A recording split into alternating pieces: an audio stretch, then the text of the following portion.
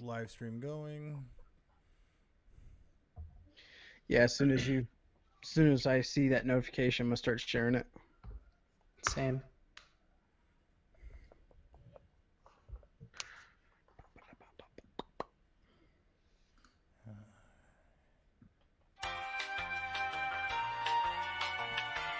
There it is.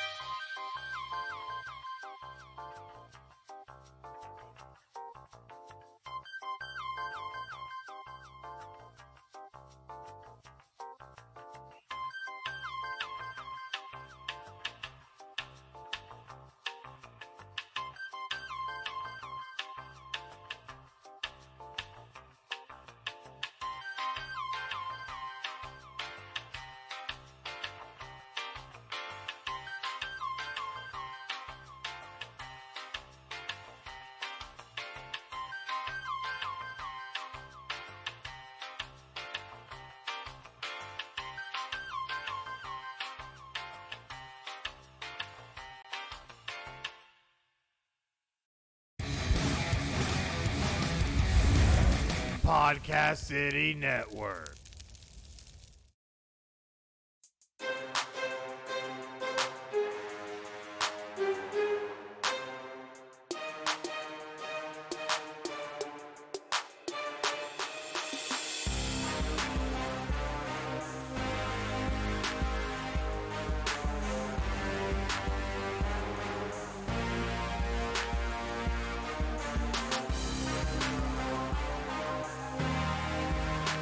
This is Final Score, your number one podcast for sports news.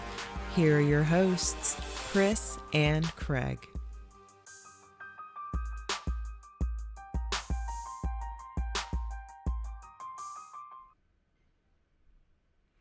Hey guys, it's Chris, and we are back here for another exciting episode of Final Score, episode 52. And you know what? There's going to be a lot of excitement. We're doing something for a first time only because we have a very special guest. But before we get to the guest, we can't ever forget good old Craig, because, you know, we can't forget you, even though you're wearing a horrible Michigan hat. I don't know what's going on with you today. A lot better than what? I was going to say, quarantine has done some things to you. You're not repping your normal. I don't know who you actually like. Is it Notre Dame? Is it UCF? I don't know. You're all over the place, man. At this point, I'm just trying to find clothes to wear through quarantine. So As long as it doesn't say University of Southern California or Dallas Cowboys, I'm pretty much good. I understand that. Just saying. But we do have a very special guest. We have none other than one of the hosts of the Couch Dads podcast, George Moya. Thank you so much for joining us for the show. Thank you for having me, boys. I love it, man. It's like big old hiccup there in the middle of the intro. Thrilled to freaking be here.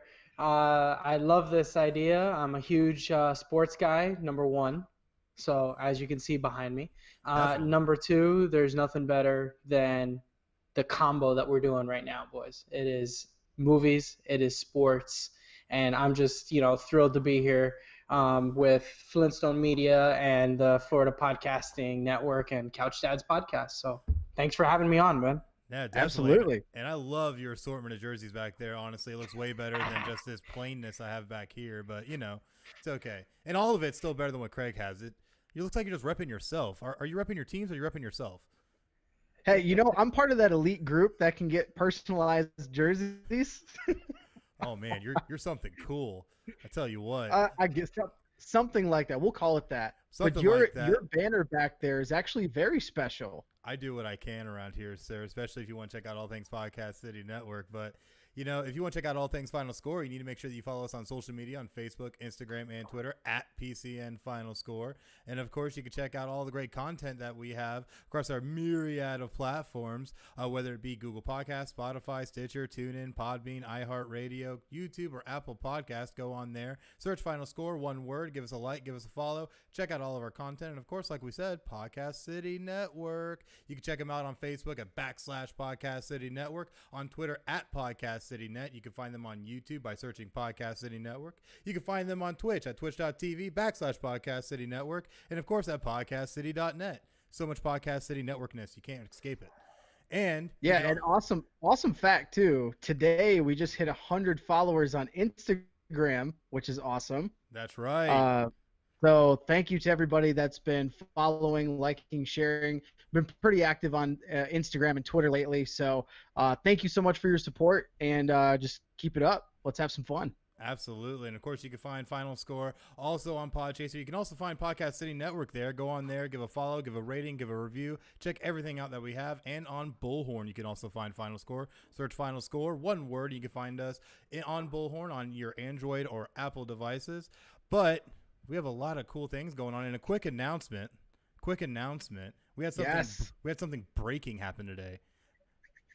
Something absolutely breaking. It was absolutely amazing. So I had a little talk with a guy that I know, and he happened to show a little bit of interest in maybe wanting to come on the show and do a couple things. So he is now going to be our new sports correspondent. We are going to be welcoming Kevin Wathen, professional rugby player and youth rugby coach. He'll be coming in to report USA Rugby League and Rugby in America starting next week, episode 53 of Final Score. I'm really excited to get him on. This guy knows his stuff, and I tell you what, he is built like a brick shit house. I would not want him running me over. Yeah, and we're always looking for people to help with covering sports across the country. So if you're interested, shoot us a DM, let us know, and we'll be more than happy to talk to you. That's right. So definitely make sure you come check us out. And again, next week, Kevin Wathen for episode 53. Going to cover all things rugby, and I think we're going to be one of the first ones to really cover rugby. Honestly, you don't see too many people doing that. Yeah, there's not a lot of coverage for rugby. It's a very brutal sport first and foremost, but I think that'll be a lot of fun to be able to work with the Axemen in Jacksonville and to be able to give rugby some of the coverage that it deserves. Most definitely. But you know what? We have something we're actually having this show for. Oh, yeah, sports movie madness. And it's time for us to go through. We're going to cover a myriad of movies, 64 in total, that we're going to reveal as part of our selection show for our sports movie madness bracket. I tell you what, this took a lot of painstaking work, but the three of us were able to whittle this list down to 64.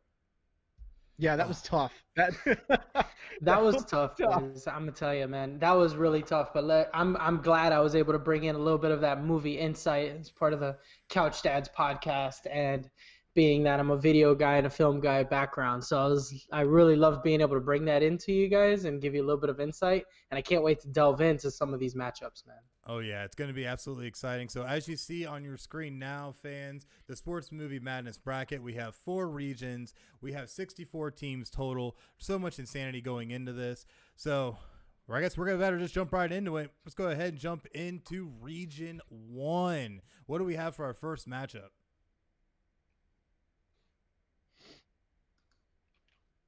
Anybody feel to jump in? I don't have the notes for that. I don't know.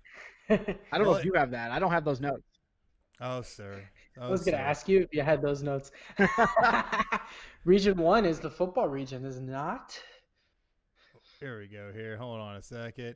Because I got to make sure everybody keeps their heads about themselves and make sure they got everything they need, you know. Gosh. Yep. But you know what, though? It's still really great, a lot of the stuff that we have on here. It's going to be really awesome. Can't really wait to dive into this because I love what our number 1 seed is, especially for the very first excuse me, for the very first region, seeing how it is all football, and it's one that I hold near and dear to my heart, and that is none other than Rudy. For Rudy, coach. Boom, there he is. Now For Rudy. Rudy will be going up against our 16 seed, which will be the Little Giants. So this is going to be a very interesting matchup. What do you guys think about this? I mean, come on, right off the bat, you're talking about 2 underdog stories. And you know what? I would love to see an upset here because I know that would make Craig really, really happy to see Rudy go down. But it's, I mean, love it. Who hits harder, Icebox or Rudy? I don't know. You tell me. Oh, Icebox. Come on. You guys kill me. You guys kill me so much. Rudy all day. Come on now. You can't put down the epicness known as Rudy. He's the ultimate underdog story. And even though he only got to play like 2 plays. But you know what? You only got to play 1 to make the official roster for history. Just saying. That's how I actually made a lot of high school sports. To be that's how I made it.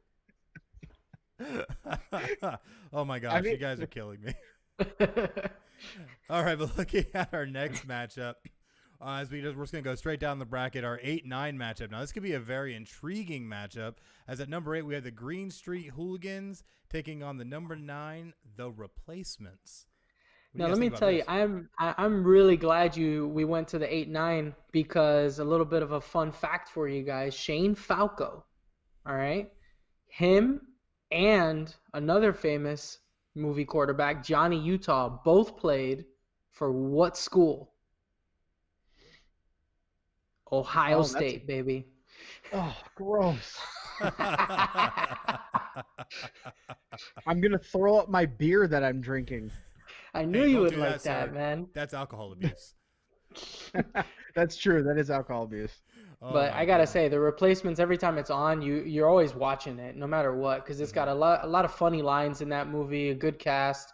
But don't sleep on Green Street Hooligans, man. That is an excellently well done film. Mm-hmm. It's not just I love that. It's not just the soccer aspect. It's the fighting. It's the tomfoolery. It's the shenanigans. It's awesome like that, and it's awesome. Very well done.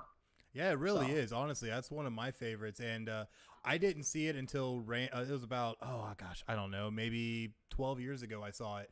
But I was dating a British girl, which is how I saw it because she was a huge Chelsea fan. And she's like, you have to watch this. And I'm like, well, I'm an Arsenal fan. You're a Chelsea fan. Why are we even together? But at the end of the day, though, she showed me this movie, and it was utterly amazing. My mind was blown. Really great acting, really great story. And it really shows what a lot of soccer fans are like.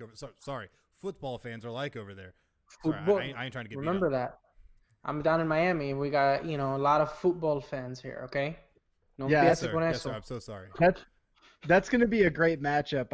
I think I'm really excited to see if it's a possible Rudy Hooligans matchup or a Rudy Replacements matchup. That's going to be a good one. Yeah, it's definitely going to be interesting for sure. But with our next matchup, we have our 5-12 matchup. Now, this one could be interesting. At number 5 seed, we have Invictus. I know you guys remember that movie. And at number 12, Draft Day. What do you guys feel about this? Upset alert. Upset alert. Upset The alert. 5-12 matchup. The 5. You know what? I would not be surprised only because Invictus didn't get as much praise as it should have because it was actually brilliantly done, very Agreed. well Yeah. acted. Morgan Freeman hit that on the head. There's no other way to put it. He acted that brilliantly. And Matt Damon was excellent too. But Draft Day had this style that was very unique, which was directed by Ivan Reitman. And he did a very well job directing and editing that movie. And it had a different style that you felt like you were in the GM room with these guys. Mm-hmm. So it could be an upset. Ivan Reitman is he's a great director. He hasn't really done too many bad movies. I mean, but this, I think I really love Draft Day. I mean, yeah, like you said, it's right in the GMC. Kevin Costner does a hell of a job in that role. Mm-hmm. And I actually know it's about the Cleveland Browns. I loved it. I love the movie. Yeah, it's hard for me to get on the Cleveland Browns bandwagon, even though I think I was kind of hitching up to it a little bit last year, but I don't know, that kind of blew up in my face. But either way, though, I think this definitely is an interesting matchup, and I don't know. I think I have to give it to Invictus here just because with Invictus, it was just such a wonderfully told story all the way through, and it was one of the few movies that really actually started getting me into rugby. So it was something that really, left a big impression on me. But we have a 4-13 matchup that could be very, very interesting. So we have at number 4, Remember the Titans, and at 13, Goal, The Dream Begins. What do you guys feel about this? Well, let's start off by saying Goal, The Dream Begins is an excellently well-done trilogy about a Spanish player that all he does is dream about playing professional soccer. Mm-hmm. And that's what he wants to do. And he's talking about playing for the big leagues. He's talking about playing for Newcastle. He's not talking about MLS. No offense to MLS. Mm-hmm. Slight offense to MLS. Slightly. And it's actually got a lot of international spot and international praise. So depending on our audience, man, and depending on who's voting for it, it could be an upset. But how on earth do you upset Remember the Titans? Oh, yeah. My dad, my brother, who I know is watching, shout out to my brother, we quote this movie constantly. When I had the long hair, I was Sunshine. I could easily. This is one of those seeds. The seeds at the 4 seed. I could easily see Remember the Titans make it out of this region. It was that iconic of a movie.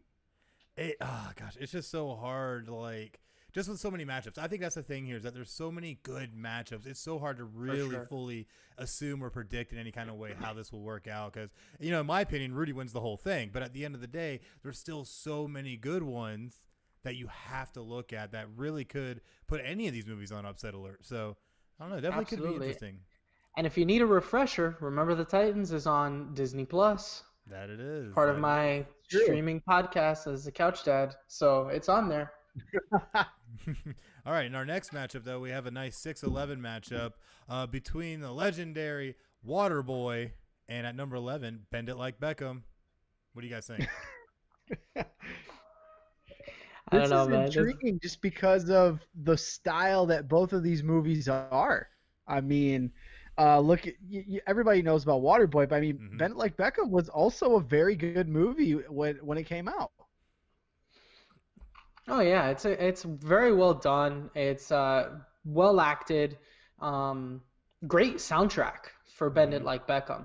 The Indian style music that they put in it catches you right away. The story behind it, of her not really being allowed to play soccer, but then she, becomes a big success. And it also has the female component of it, which we sometimes lack in sports movies. Absolutely. Is a female athlete overcoming all the odds. They already are overcoming all the odds in real life when it comes to sports. And then you put it in a movie, it's just that much more inspiring.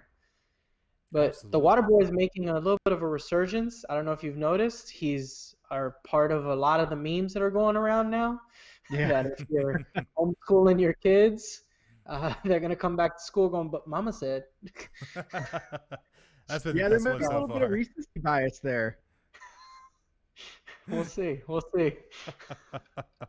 I tell you what, though, I hold Waterboy in a very special place in my heart, and I might be biased with this just because of the simple fact that the Waterboy was filmed in my hometown, the stadium where the was it LSC, LSU, GUY, WBYN, Mud Dogs played in the same stadium my high school team played in. So I played in that actual stadium multiple games when I was in high school. So Of course, the stadium I played in was a lot nicer than that one, after, so many years. But either way, though, still happened.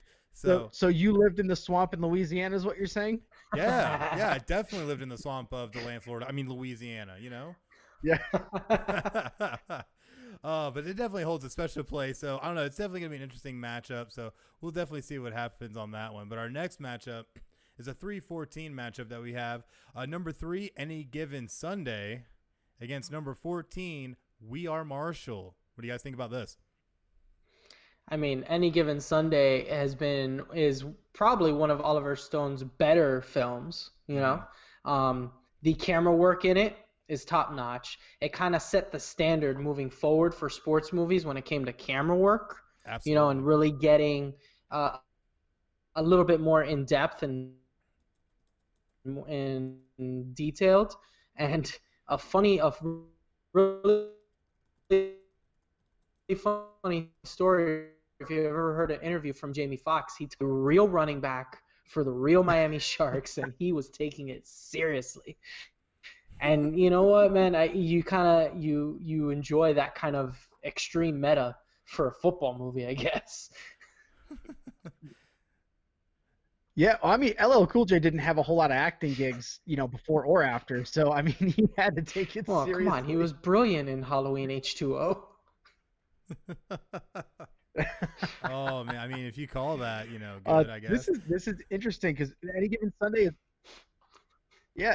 Sunday is one of those movies that I think I just remember watching when I was younger, and it was a movie that it's just got so much the speech before the final game, just so much passion in that movie, and I remember I think it was like an early teenager or whatever, and it's got cursing and stuff in it, and it's I wasn't supposed to watch it, but I watched it anyway, so it was my favorite football movie for a while.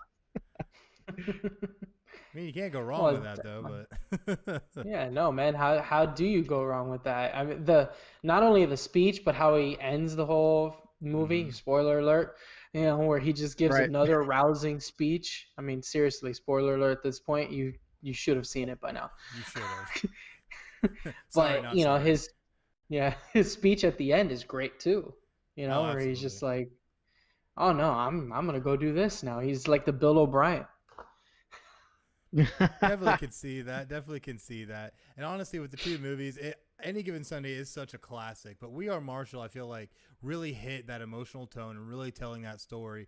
However, I feel like the downfall of We Are Marshall, it dives too much into that. So it's you feel sad throughout most of the movie, and then it's the last game you start getting excited, and it's you know what I mean? So either way, though, just because of how hard it can pluck those heartstrings, it might be able to make it through. But honestly, Any Given Sunday, I feel has this one, but I don't know. It's going to be up to the fans when they vote later at podcastcity.net, so we will see.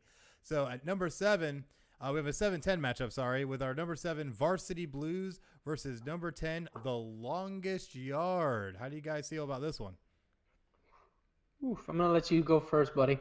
This is funny because it's when we're looking at these matchups, and just like in the NCAA tournament, there's always that tough 7-10 matchup, and this is one of those matchups. I mean, Longest Yard was great, and Varsity Blues was another one of those just iconic teen type movies, and you've got what's his name from Dawson's Creek in it? What's the guy's name? James Vanderbeek, man. That's who it was. James Vanderbeek, Amy Smart, Scott Conn when he was young. That's right. You got some great teen acting in there. And I remember seeing this movie in the theater. We were with our hockey traveling team, and we, had a night off, and we went to go see it. And man, my mom was freaking out because she was in the theater with a bunch of teenagers when that whipped cream bikini came out. She was like, "What the hell?" I think my brother was in the theater too, and he's 6 years younger than me, so they had to bolt him out of there. Oh my goodness. So, question just came up in the chat. Everett Lee asked, which longest yard, the original or the remake? So I was, this is a debate that we had, right? Because there's so many good sports movies out there. Some of the classics made the cut. Some of the classics did not, because we didn't feel like it would reach the audience better because people haven't heard of it. For this longest yard, I was going with the remake because that's what people have been kind of reaching more towards. And because the remake, they did a good job. Let's be honest. They did a good job at bringing Burt Reynolds into it. Yeah, I like that. Man, we got people getting all kinds of excited over here in the chat. We got people wanting to bust out the zoo and punch people in the eye. It's getting crazy. Yeah. Austin Tucker said Waterboy #1 all day. Oh, yeah. But you know what? Between these two movies, Varsity Blues was very classic, and it did, I think, show that high school experience of the things you'll encounter. You know, even down near the back end of the movie where things got a little bit more testy, but still with looking at The Longest Yard and what that was able to do, honestly, Adam Sandler coming in and doing what he did in that movie and being able to pluck guys, whether it be musicians, rappers, football players, professional wrestlers, they were able to take all these guys, put them into a movie, and actually create something decent out of it. And I think that honestly is a testament to the casting as well. I mean, when you can get Greg Khali to actually say anything, more than one word and chopping people in the head, I think you're doing good. So he actually had a line in that movie. So, and of course, Stone Cold. Well, I think I know what it was. What was it? I'm sorry. I'm sorry. and I'll play. I'll play. Yes. I'll play. He broke it in my nose, coach. He broke it in my nose. But it's still a great movie. And I think it definitely could hold up in this matchup. All right, but we have our last matchup for Region 1. And that is our 2 and 15 matchup. So our number 2 seed, The Blind Side, taking on our 15 seed, Invincible. Redemption stories. How do you guys feel about it? Well, not just redemption stories, but based upon true story, true stories, and both about players that did play in the NFL. Now, Invincible, I really love because the story, in my opinion, is a little bit more underdog, a little bit, kind of grips you. Just this regular guy, regular Joe going to play for the Eagles. And the passion of the Philadelphia fans is phenomenal. Yeah, but then The Blind Side, Sandra Bullock's character, I mean, come on, dude. She kills that role. Yeah, she killed that role. I know everybody loves that movie. And, I mean, just her lines, her dialogue, the writing was phenomenal. When she looks at Michael Orr and says, I will go to every game, but I will not wear that god-awful orange. It is gaudy, and it's just a great line. What blows me with The Blind Side is that I heard after the fact, Michael Orr is not too much of a fan of that movie.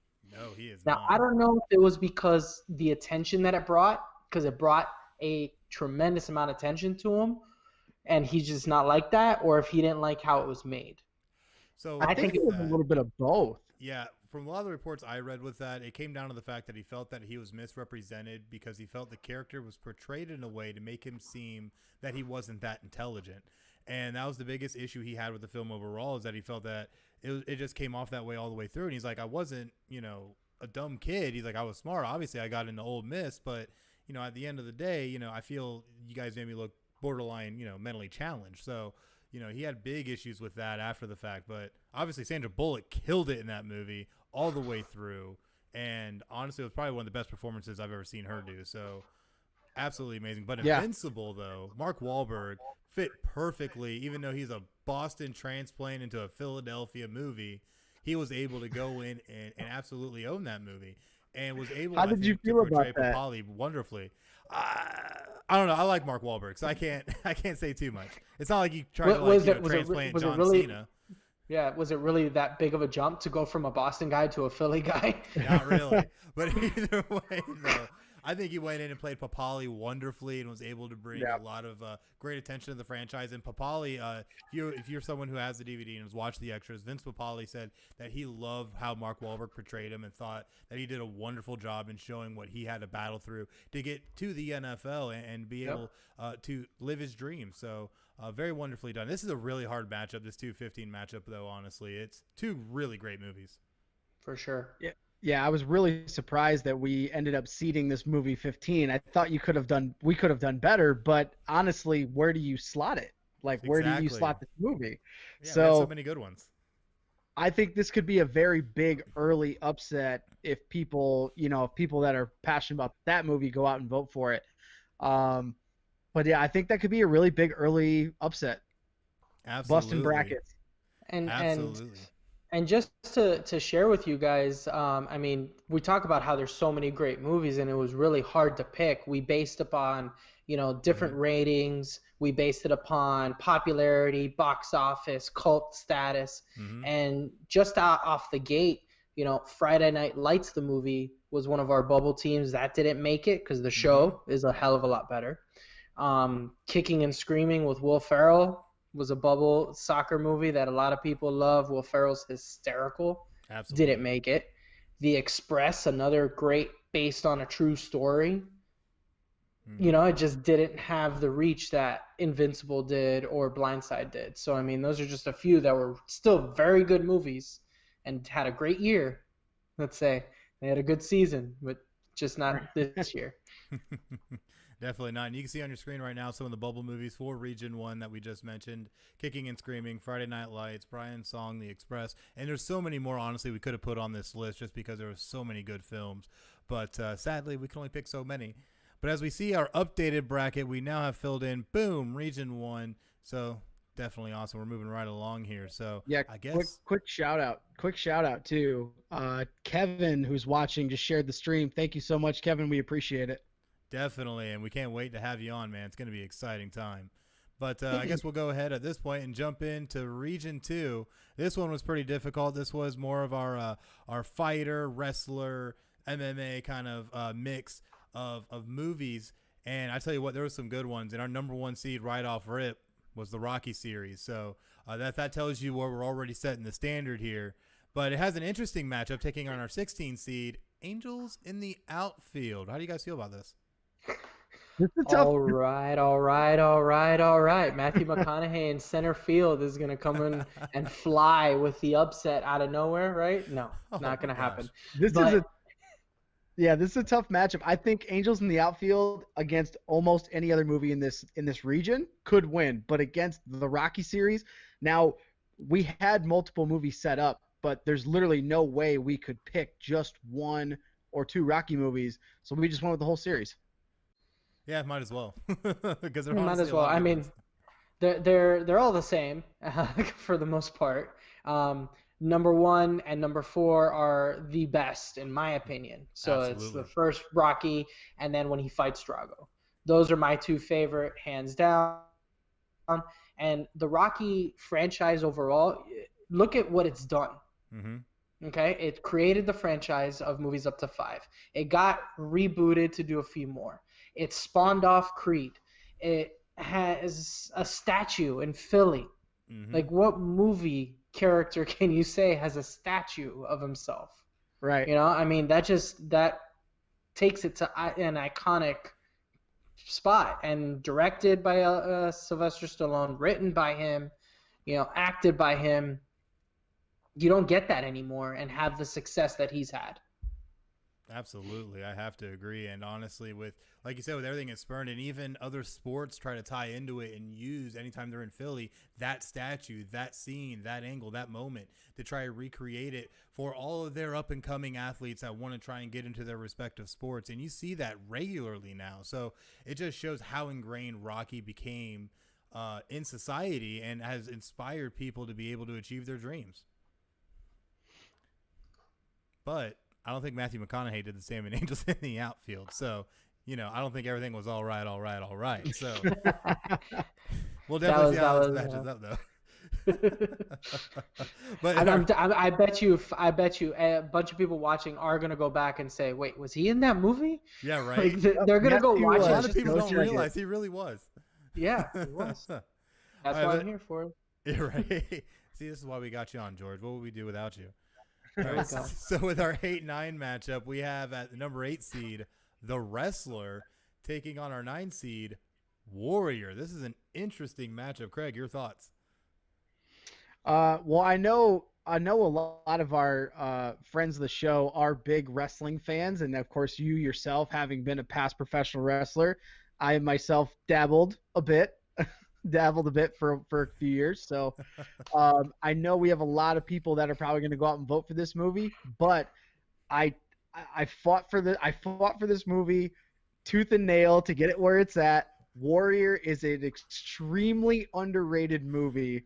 I love this movie, and I would love to see it advance to the next round. But I also know where a lot of our fan base comes from. So the Wrestler was also an amazing movie to show you kind of behind the scenes of what that industry, what that life is all about. Definitely. George, your thoughts? Oh, for sure. I mean, you're talking about The Wrestler with Mickey Rourke, and he delivered a performance of a lifetime in that film. And the performance that he gave was real, authentic. It resonated with you. And even if you weren't a wrestling fan, I am, so don't kick me off the show. But even if you weren't, you connected to him, a hardworking guy that this was all he knew how to do, and all he wanted was another shot at hanging out with his daughter. You know, I mean, it was just a phenomenally well told story, very well directed. I love the cinematography in it. It had moments where it was really dark in some scenes and then really light, and that depended on his mood in while he was wrestling. You know, so if you take a look back, it had that. But I also got to say, Warrior is underrated. Tom Hardy, Joel Edgerton, two phenomenal actors that played off of each other very well. And when Tom Hardy comes out for an MMA fight with silence, you know how difficult it is to portray silence in a film when everything is about sound? And that was just, that scene is excellent. So And well done. he got jacked for that movie too, because that's right around when he was doing getting ready for Bane for that role. Yep. Those two were right together, so he was jacked for that movie. Oh, yeah. So, I mean, it's a good matchup. I think it'll be like a 51-49 split. Yeah. Maybe Wrestler takes it, but Warrior puts up a good fight. No pun intended. Yeah, I have to agree. This was Warrior was absolutely an amazing film. Everything Tom Hardy did in that was absolutely great, and I love it. But The Wrestler, maybe it's just, again, because I might be biased, having been a former professional wrestler, is that it resonated with me. I know what it's like to feel like a big old beaten up pile of meat. Like, I know that feeling, and to see that progression of how he went through his career and everything he had to deal with, you know, I know I can feel that because I literally feel it in my back, like, you know, every day. So I'm not too shocked at how he was able to portray, because Mickey Rourke understands it. And a lot of people don't realize too, with Mickey Rourke, this actually ended up spawning him being involved with WWE for a little bit, actually, where he actually ended up being at WrestleMania. Oh my goodness, I want to say it was 25. And ended up being involved with Chris Jericho and a little some stuff that was going on between him and Jericho. So it was really great just to see everything that they were able to do and be able to portray. So great movie, and I think it's one that people really I think will vote for. But I think your guys are both right. This is going to be very, very close, like a 49-51 split. So we'll definitely see how it works out. All right, but in our next matchup, we have our 5-12 matchup of Region 2 with our number 5 seed, A League of Their Own, against number 12 seed, Southpaw. George, your thoughts? Well, let's first off and say I don't see an upset here. A League of Their Own is one of the best baseball movies out there, man.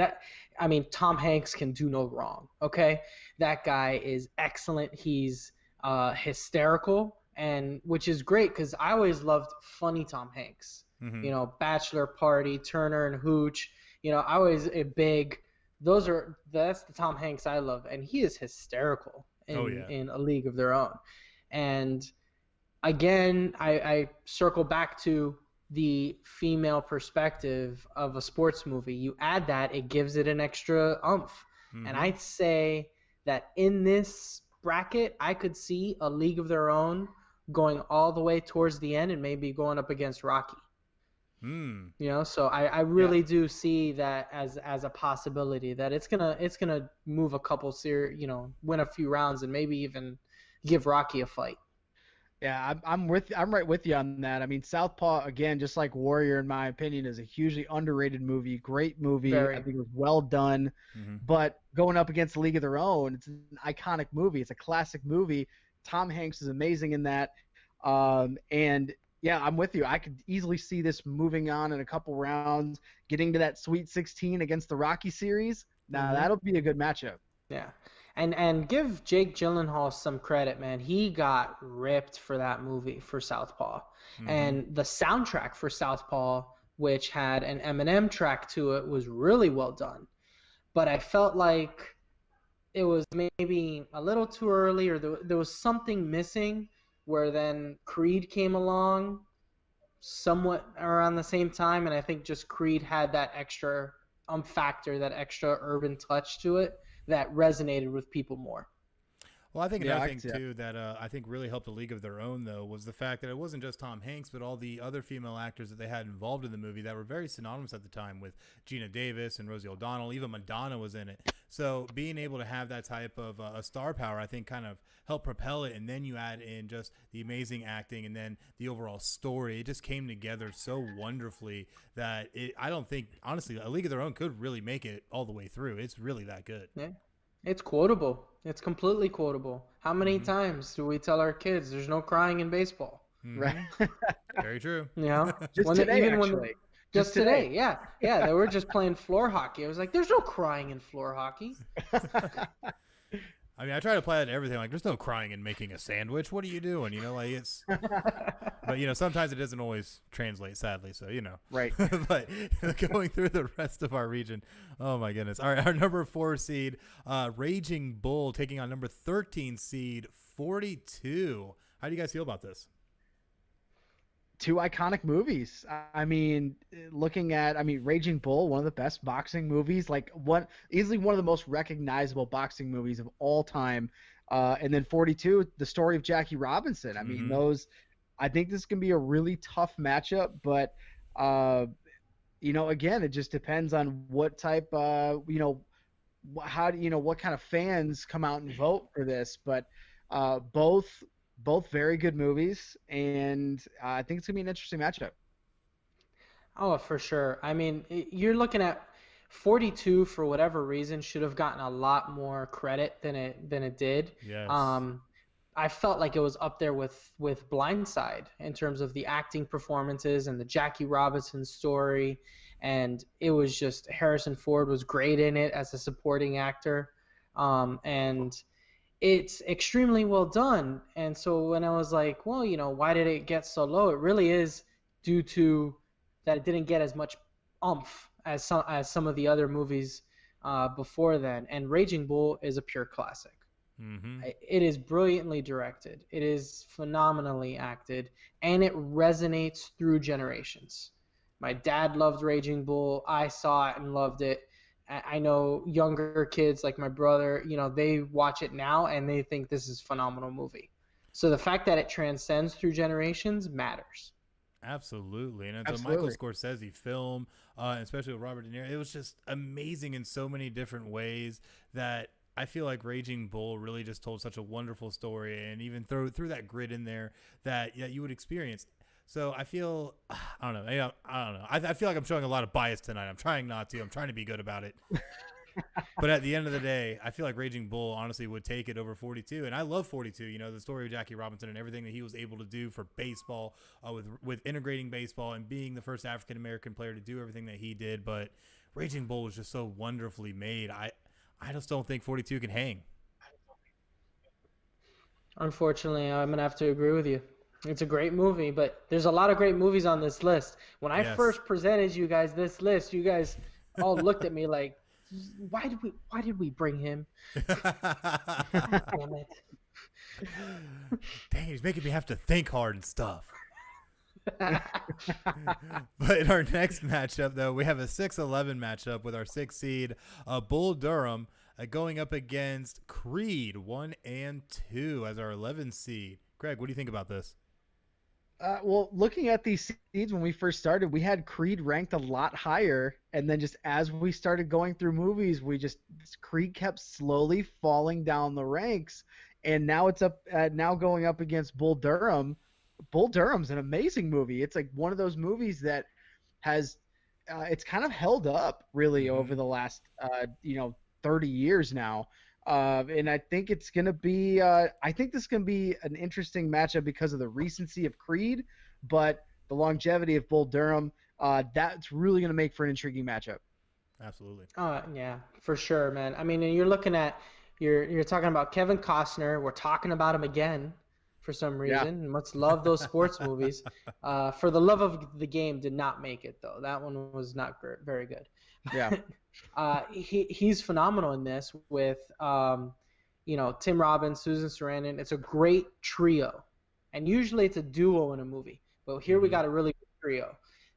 The lines in this movie are quotable and offensive to this day, and I love it. Just like when he's calling them meat, and he just lets the guy hammer a home run, and he's like, "How the hell do you get a hold of that one?" "Oh, I told him."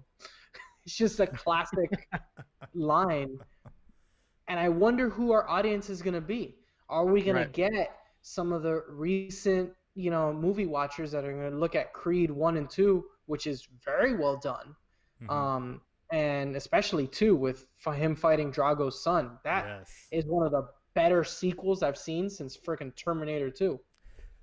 And, it's going to be an interesting matchup. Like, who comes out to vote for this? And we'll see what our audience thinks for sure.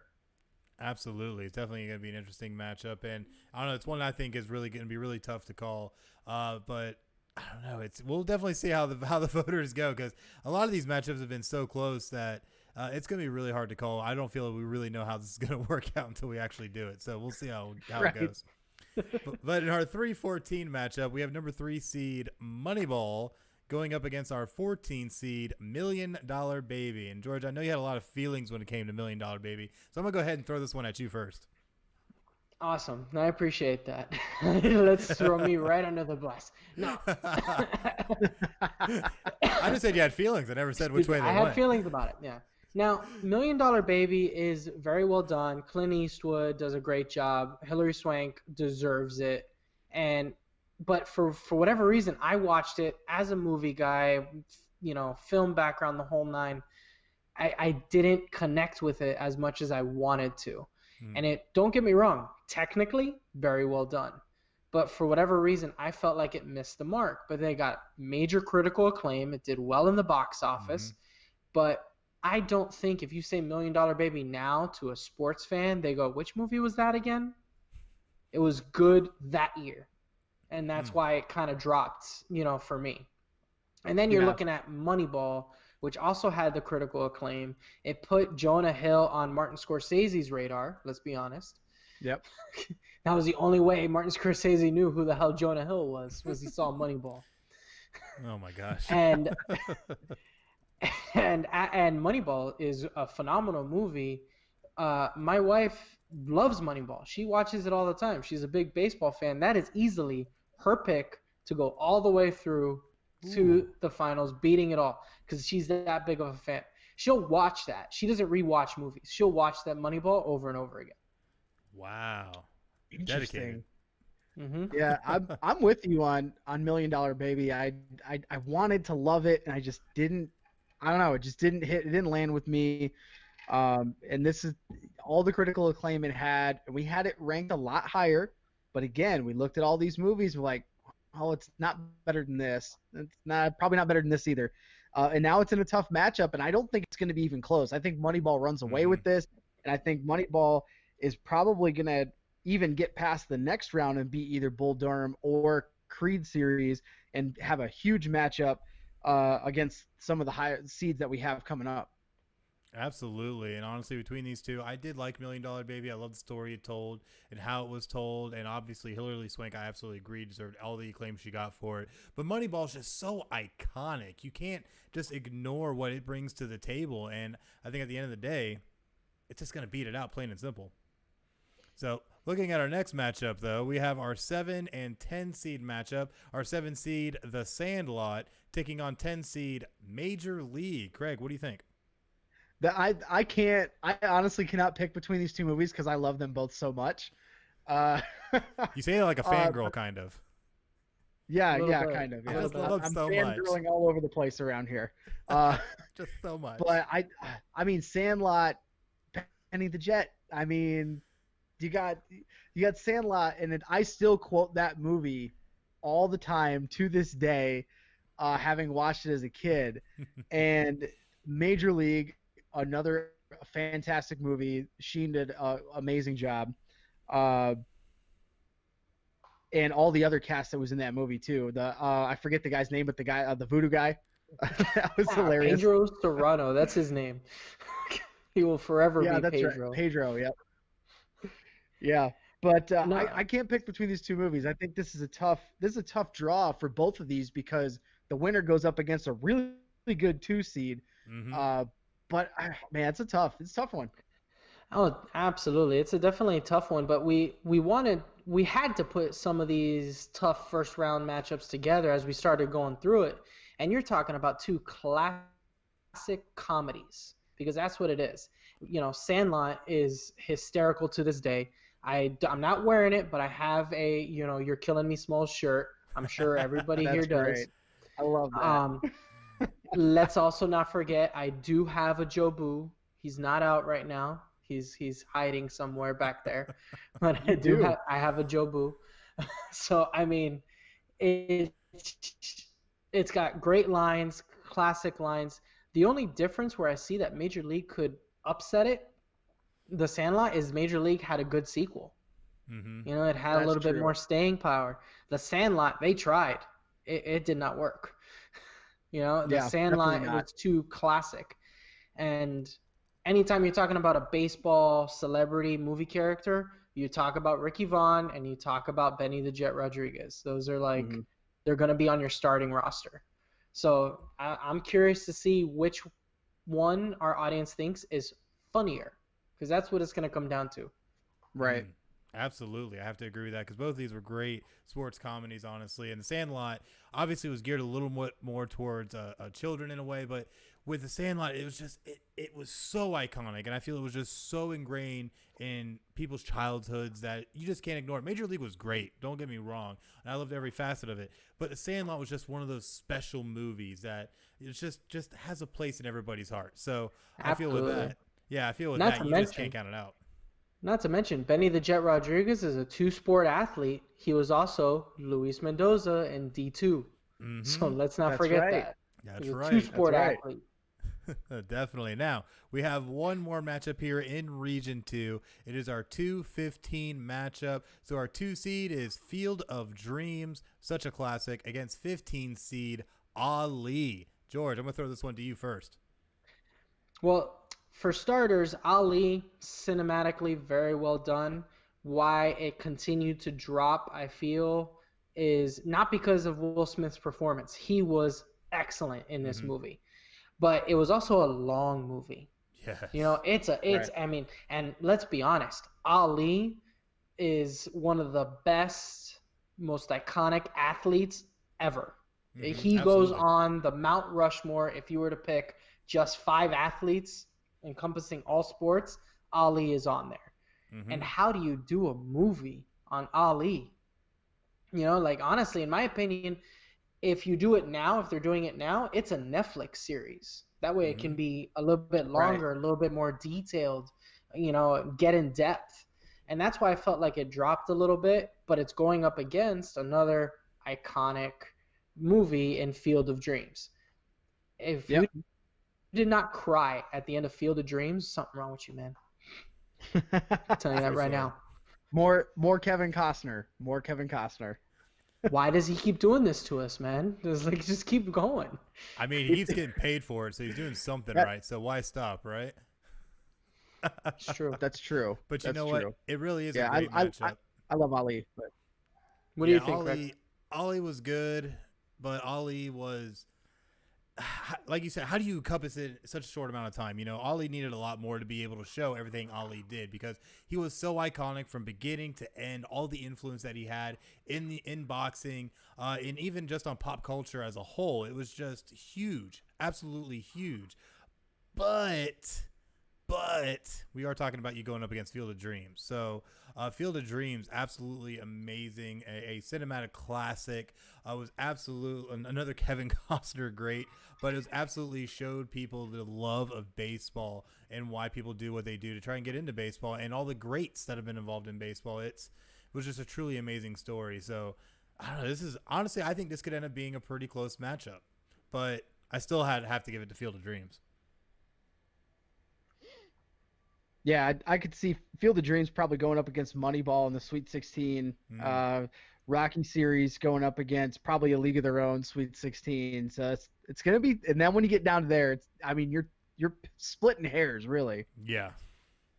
Yeah, you definitely ain't lying there. But with that fills in our region 2. We're going to hit it right there. Boop, there it is. So now you see we have half our bracket currently filled out. So we're at the halfway point, gentlemen. Man, doing pretty good. You guys good? You don't need any bathroom breaks? We don't have to pull the car over or anything? Nope, No, just a man, drink I'm break. good. All right, good stuff. Love it. So we're going to go ahead and jump right into Region 3, and we're going to take it right from the top, which will be our 1 and 16 seeded matchup. So as our 1 seed, now keep in mind this region is more of our basketball, car and horse racing kind of region. So with our 1st seed, we'll go to White Men Can't Jump against 16 seed Teen Wolf. What do you guys' thoughts? There's not much analysis here. White Men Can't Jump is probably going to the Elite 8 or Final 4. I'm just saying that right now. Snap. Oh yeah, no, I'm gonna be honest with you, man. Michael J. Fox can't save this as much as he's gonna turn into a Teen Wolf, and you know what? Jason Bateman can't save it either if he wants to come out in the sequel. Right. You know, but you have to recognize that Teen Wolf had an audience in the '80s, and it was just like fire. It was just a straight fire movie. It's hysterical. It's got that cult following that really pushed it into this bracket above the other bubble teams. But it's got to go up against White Men Can't Jump, which is, you know, easily one of the best basketball movies in my opinion. Right. You don't top that. I mean, the entire trash talking that freaking Woody Harrelson does. It's like, I love it. Brick, what is this, great some actor. Masons convention? I got an idea. Why don't we gather all these bricks and put a shelter for the homeless so that way there's a place for you and your mama to sleep tonight. So now you're Come gonna make me on. want to go watch this movie tomorrow. You're gonna make me want to go watch this movie tomorrow. This is Why what not? I do. What else you got to do? Why not? I know, right? We're quarantined. What else you got to do? Start watching yeah. these movies.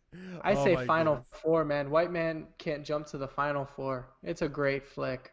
Yeah, I have to honestly Yeah. agree. White Man Can't Jump is so awesome. And I love Woody Harrelson. He's honestly one of my favorite actors. And just how awesome that movie was. It literally, we've already said enough about it. It's going to the Final Four. Let's not lie here. Yeah, let's be real here. Yeah, let's be real here. So with our 8-9 matchup in this region, we have a matchup of some good old racing movies. 8 seed Rush versus 9 seed Ford versus Ferrari. George, I'll throw it to you first. Awesome. Well, let's see.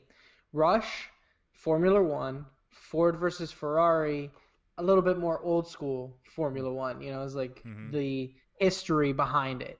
Now, both of them have excellent acting in it. Both of them are very well directed. I actually watched Ford versus Ferrari not too long ago, a couple days ago, so it's fresh in my mind because it was available on Amazon Prime, and I was like, I need to see this freaking movie. And it is extremely well done, and this is going to be a really close matchup, but Rush was actually better directed by Ron Howard. If you really watch Rush, the intricacies of the racing and the graphics behind it and how in depth they got, the in depth graphics would just blow you out of the water. Yeah, I'll be honest with you. I have not seen either of these movies. Not really huge into either of those genres. But knowing Ron Howard movies, I would have to give the edge to Rush just because of how I know Ford versus Ferrari had a lot of hype around it too. But it never I was more drawn to maybe go see Rush in the theater than I was to go see Ford versus Ferrari. So, I mean, I have to give the edge to Rush here. Just I mean, you got a Ron Howard film. Very rarely does he actually direct a bad movie. Yeah, no, it's true. And you got that Netflix series, the Formula One Drive to Survive, that's very popular right now. So that's fresh in people's minds and sports fans' minds. We're looking for sports, guys. So I mean, I saw axe throwing earlier today. Okay, we're looking for anything. Did you watch it on ESPN 8 The Ocho? I was just about to ask it. I did. Damn straight I did. I love the Ocho. Yeah, man, they got some good rock throwing on there too. But you gotta watch out for Nutty McNutty. Yeah. I like Hey, Cotton, why don't you tell me about Rush versus Ford versus Ferrari, Cotton? What do you think?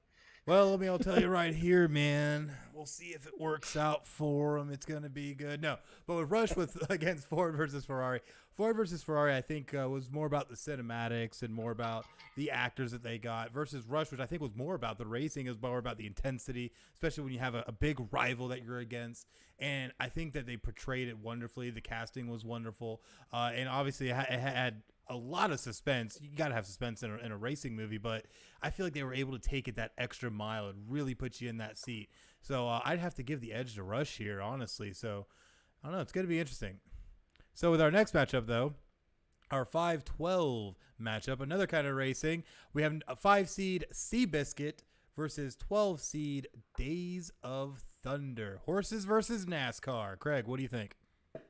I'm upset alert, man. Upset city here. I think Days of Thunder is probably going to take it just because, again, our fan base, we do have a few fans that are into racing and NASCAR. And just down here locally, I know we've got racetracks like right up the road. We got Daytona. We got New Smyrna.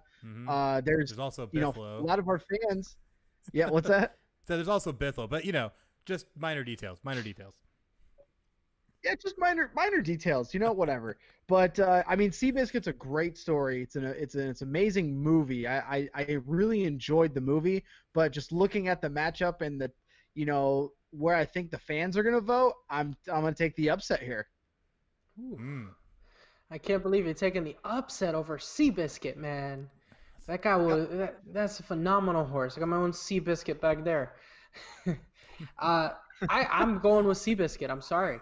Jeff Bridges, Tobey Maguire, excellently directed, very well acted. The whole story was great. And not to mention that Seabiscuit was done almost 10 years ago, and the cinematography is still top-notch to this day. Usually, a decade from now, you can tell the tech gets better, but this one still holds up if you watch it now compared to a newer movie like Secretariat, which was a bubble movie for us. Right. And I really enjoyed Seabiscuit. Inspiring, great soundtrack, and I wonder. I mean, Days of Thunder, phenomenal movie, but if it's me, I'm a Formula One guy. Don't shoot me. Oh man, but But I'm a Formula One guy. I'm not a NASCAR dude. See, I grew up with NASCAR. I ain't gonna lie. I've been to 3 Daytona 500s. I've been to 6 400s, bush races, truck races, you name it. I've probably been to it, as well as motocross and Le Mans and all that kind of stuff that happens at Daytona because, hey, mecca of racing right there. But at the end of the day, like you said, with cinematography, just to make sure we throw it out there, Seabiscuit came out in 2003. Just to put it in perspective of how old. So even further proving your point, George, this Seabiscuit was absolutely amazing. The cinematography was great. And when the actual race happened at the end of the movie, how they shot it, how they did all the cinematography, all the audio was just so beautifully done. And while Days of Thunder is very entertaining and it's great to see Tom Cruise be a redneck, I think that Seabiscuit, honestly, it was just a wonderful showing of just wonderful cinematography in a time where horse racing was such a huge ticket item. I'd have to give the edge to Seabiscuit. No other way. Oh man, your boy Everett Lee's on here going Days of Thunder, baby.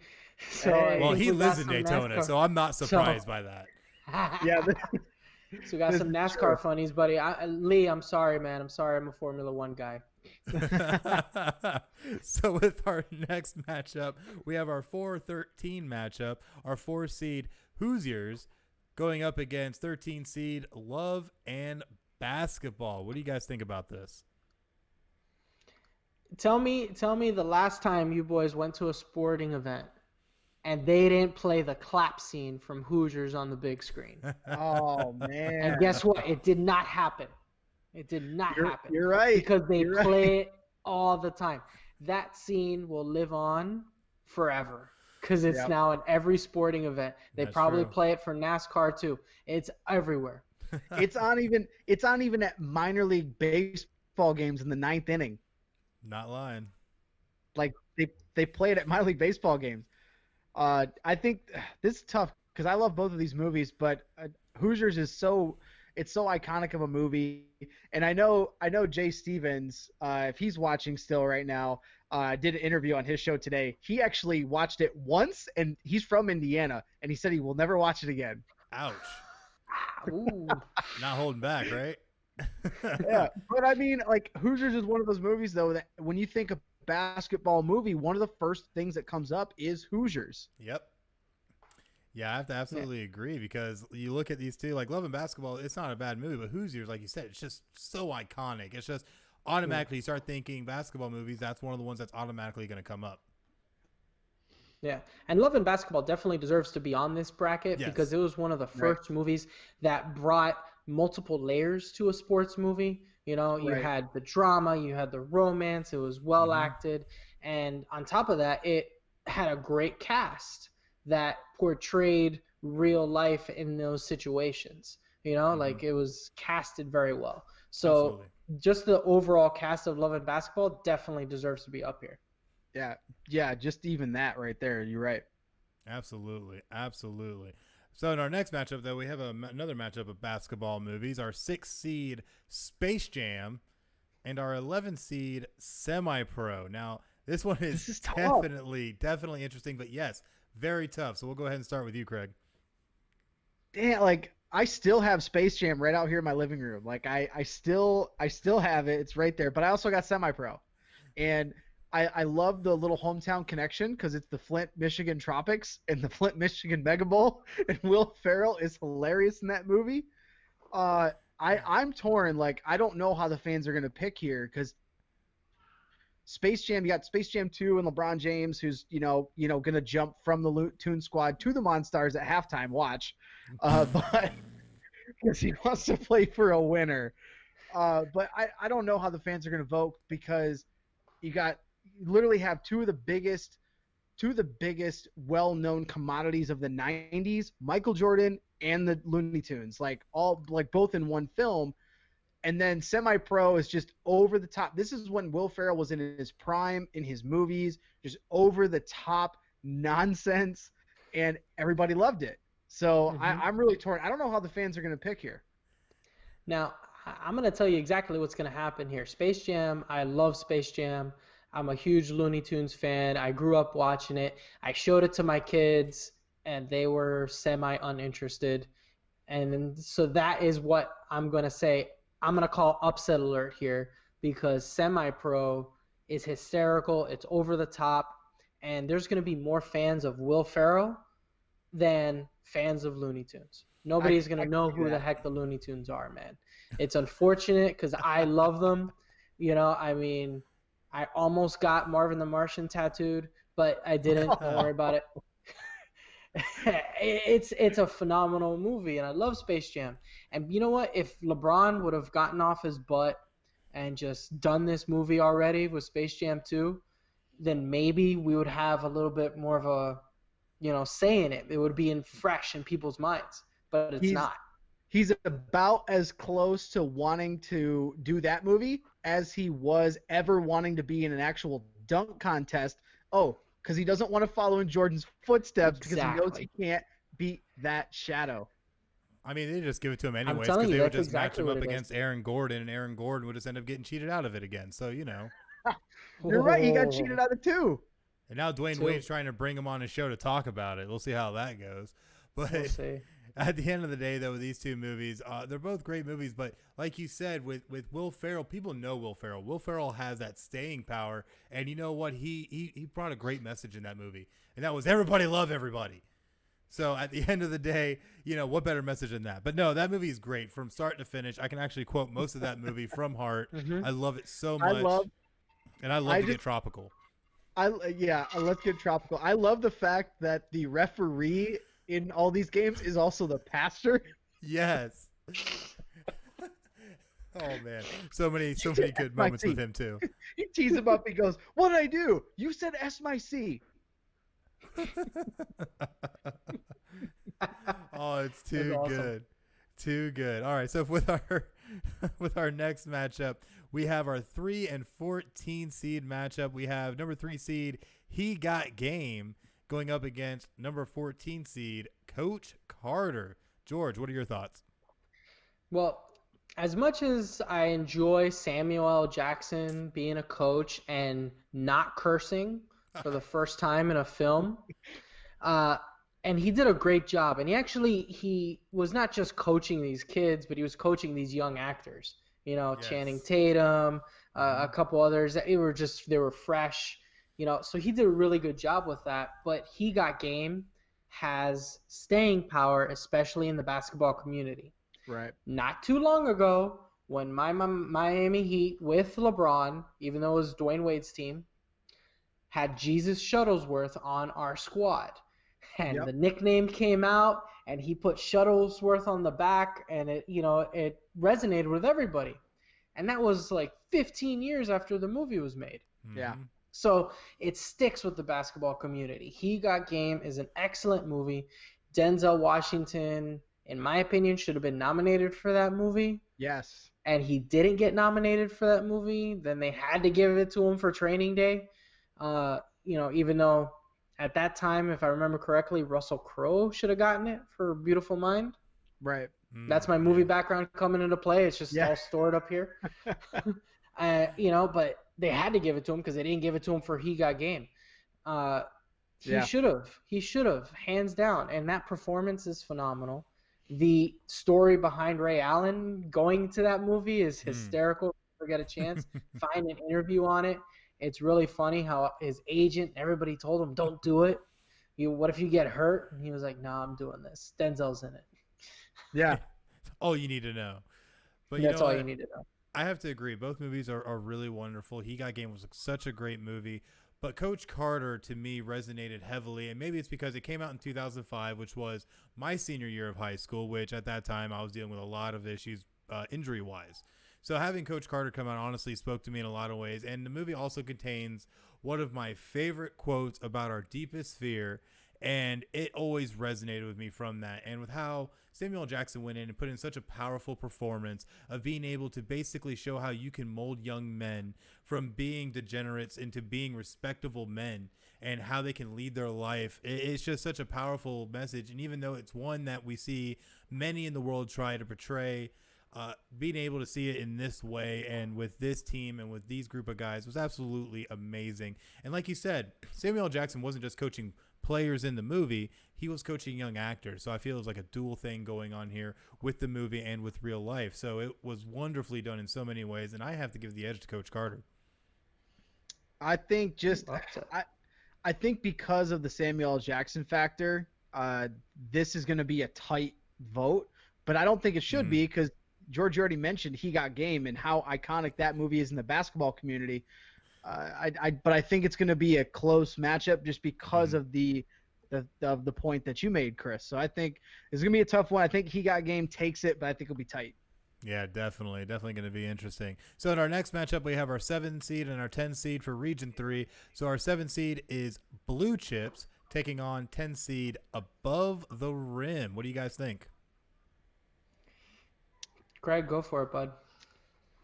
I think Blue Chips takes this surprisingly easy because, I mean, you're thinking about this movie had Shaq in it, and if you've ever watched the documentary about Shaq and Penny, this is how those two met, and Shaq convinced the Magic to draft Penny because they worked together on this movie. And I just think that aspect of it, and it was a really good movie. But Above the Rim, also a very good movie. But I think just because of this, I think just because of the names that are in the movie that people will like resonate when you think of a basketball movie, like Hoosiers, Blue Chips, He Got Game, those movies come up. Yeah, George? Absolutely. Both are great drama basketball movies. And when I think of, Blue Chips, Nick Nolte, phenomenal acting job in this film. And how old is that movie? And it touches on a major point that NCAA basketball and NCAA sports is still dealing with to this day. Paying players, getting Ferraris, getting, donations. Even now, a young man that's playing college ball, he goes to, a kid's funeral or something and borrows a suit or whatever it was. I don't remember who it was, but it was a story about that. And he gets fined. Yeah, or even with the coronavirus, Trevor Lawrence and his girlfriend literally just ran into this where they tried to raise money through a GoFundMe. NCAA said, hey, you can't do this. And everyone basically shit all over the NCAA and said, let them do this. And they finally gave up. Well, even though it really wasn't the NCAA, it was Clemson's oversight committee because they were worried about the NCAA. But, details. Yeah, you knew the NCAA was going to come in and stomp it anyway. I mean, look at Leonard Fournette when he was at LSU. He tried to donate signed memorabilia for an auction for charity, and they said no. So he basically gave a big middle finger and said, I'm doing it anyway. And now he's in the NFL. So, yeah, exactly. Nothing to worry about there. But no, I definitely see what you're saying. And with this matchup, though, you're looking at Blue Chips and Above the Rim. Both of them came out in 1994. Above the Rim was the more edgy rated R variant, I feel like. But Blue Chips really was an iconic movie, I feel like. And Nick Nolte, like you mentioned, really great in it. I think this is actually going to be a really close matchup, though, because a lot of people still resonate with Tupac. And that's going to play big, I think, in Above the Rim being able to have a little bit of staying power in the tournament. So it's going to be interesting how people view these two movies. But I think it's going to be really, really close. Oh, yeah, absolutely. It's going to be a lot closer than you think, for sure. Absolutely. Yep. So we have one more matchup in this region, and that is our 2 and 15 matchup. Our 2 seed Talladega Nights and our 15 seed Air Bud. And I'm not going to lie, this is probably one of our more interesting matchups. Yes. George, I'm going to throw it to you first. Well, for starters, we know that Ricky Bobby is going to be pissed because if you ain't first, you're last. And we put him at the 2 seed, and he's going to be sitting there wondering us, what the hell's wrong with y'all? But he's going to stab himself in the leg. Yeah. He'll do it. Will Ferrell is coming up on the ranks of Kevin Costner when it comes to sports movies. Second time we mention him, and he has that staying power. And let me tell you, this is one of those comedies that we quote to this day. I see it going all the way through. Shake and bake is used all the time. We use it in our beer league for hockey. One of our lines is called Shake and Bake. That's great. It's used all over the place. Air Bud was a great kid movie. I watched it, and at that time in the 90s, it spawned a hell of a lot of movies. It went from basketball to soccer to football to hockey to boxing. I don't know what else he did. Yeah, Air Bud Golden Receiver. Yes, there was that. Yeah, he played for Seattle. But when Warren Moon was good. I will say, I had to fight a little bit to get this movie in the field. Yep. But Air Bud's, it's a fun little kids movie. It's a good matchup. But Talladega Nights, I do think it's going to be funny that their possibility of semi-pro going up against Talladega Nights for the opportunity to play White Man Can't Jump. No, that's gonna be very intriguing for sure. Farrell versus Farrell, and you did fight hard, man. You I kicked did. Bow Wow to the curb like he was nothing. The Yeah, poor we had kid. like Mike. We had like Mike, and I was like, okay, the a sports movie about a dog that plays sports versus Bow Wow in like Magic Michael Jordan shoes. Oh my goodness, killing Could have me. been something. Killing me. But with these two movies, though, Air Bud has spawned, like we said, so many different variants. It's not even funny. Because I remember when the original came out, and I was like a kid, and I was like, oh man, it's a golden retriever playing football or basketball. Then it was, oh, a golden retriever playing football. Then a golden retriever playing hockey. Now he's doing auto racing. Now he's playing spelunking. Now he's doing shuffleboard. What are we going to have this dog do next? My gosh. Might as well just turn on Old Yeller and have him start saving people. But I think part like the main reason why is that I thought this is because look at all the movies that came out and they were decently successful with the kid and the parents dragging their kids to the movie. Kids don't know any better. They think eating their boogers is a good idea. So at the end of the day, like, come on. You're right. But hey, when kids are kicking and screaming to literally go watch this movie or buy No this pun toy, intended. what happens? No pun The intended, parents yeah. will go do it.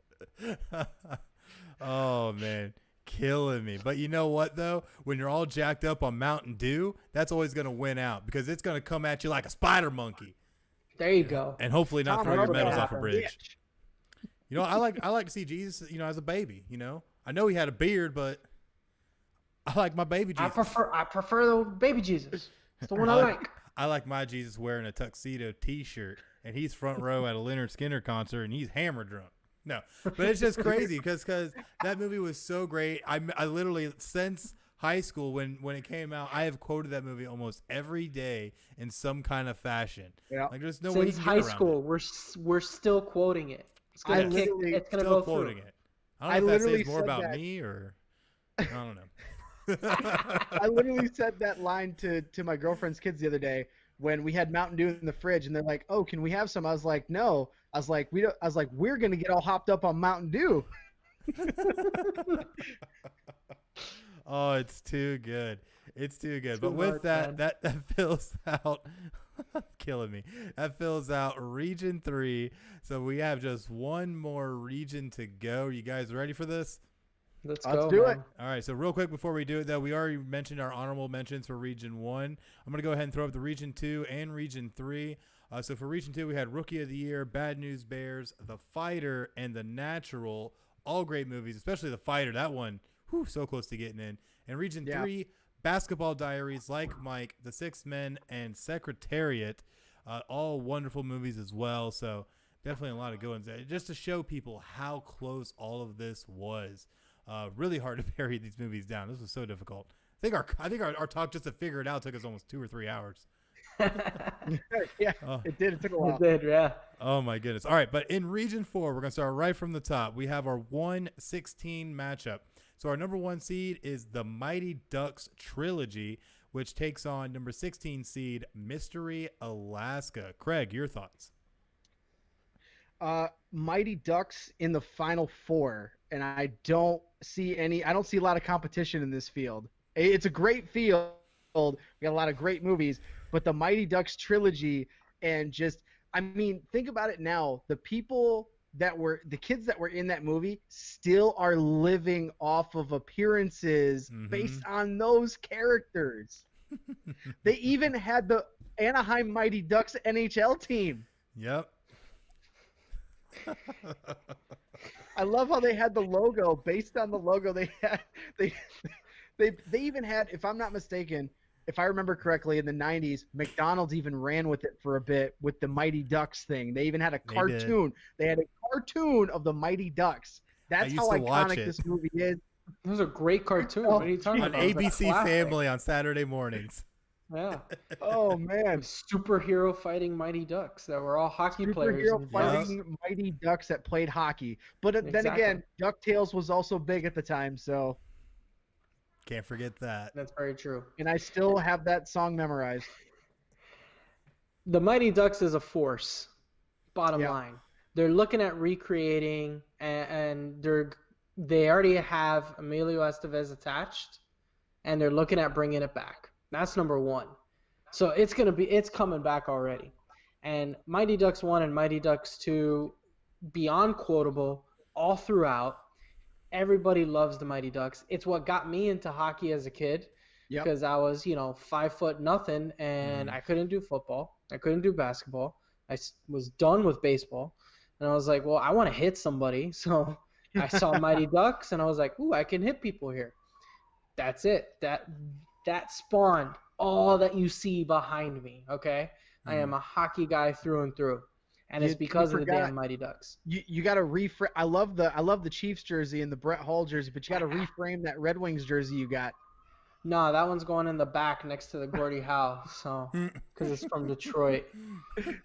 Oh my gosh! I got to throw it out there wherever I can. Yeah, just for you though, just for you.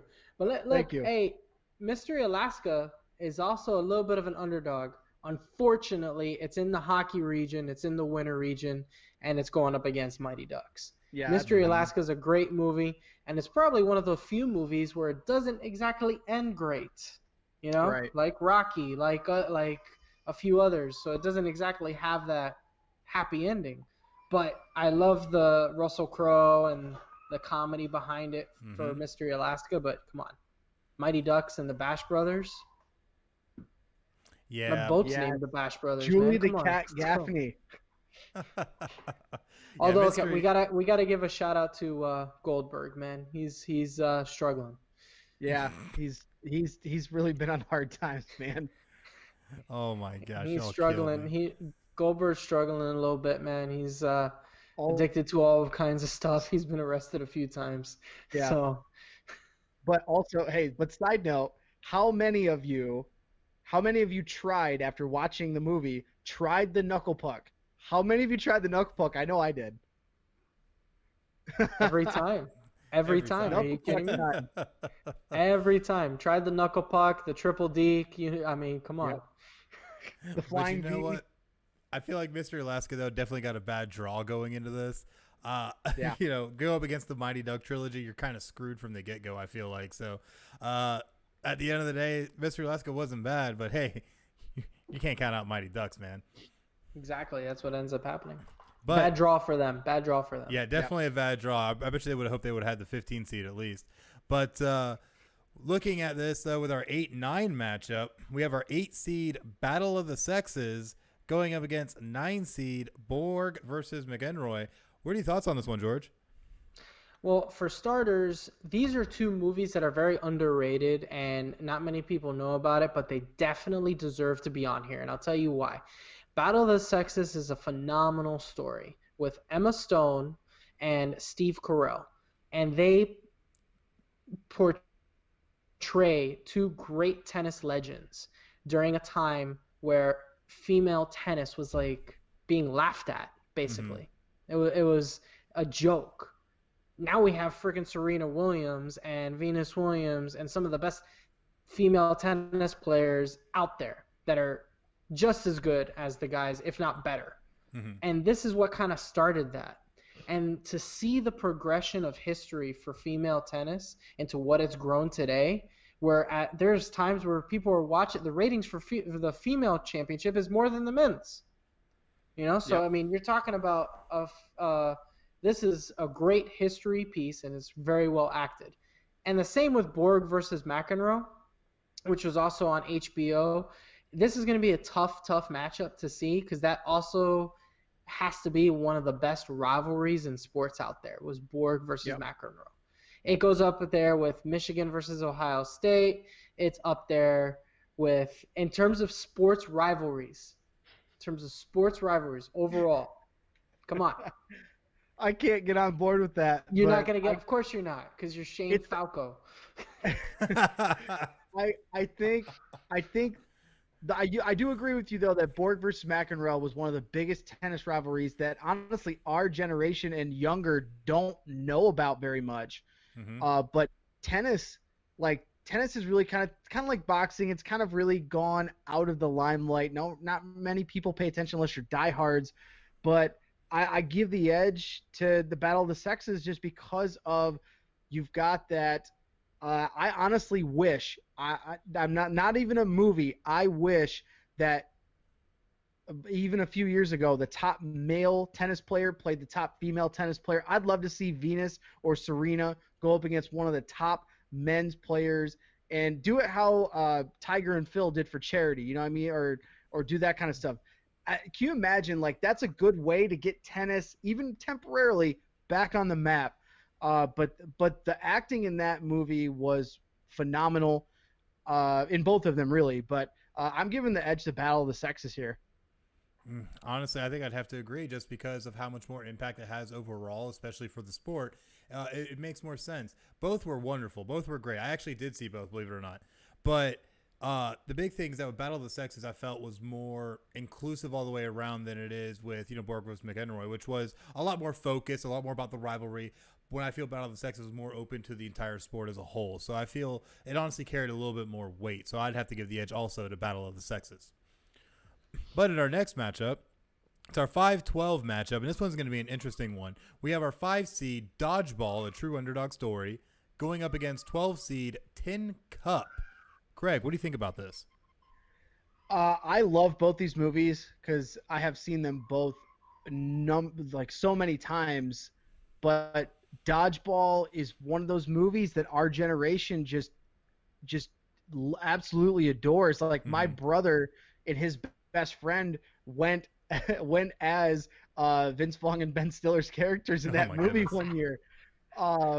But I think this is going to be a landslide of Dodgeball winning this easily. But I think as far as between the two movies, I loved Tin Cup, but I also really like those kind of weird golf movies. So but I think Dodgeball wins out very easily, and they probably even make it through maybe even the next round based on who they play.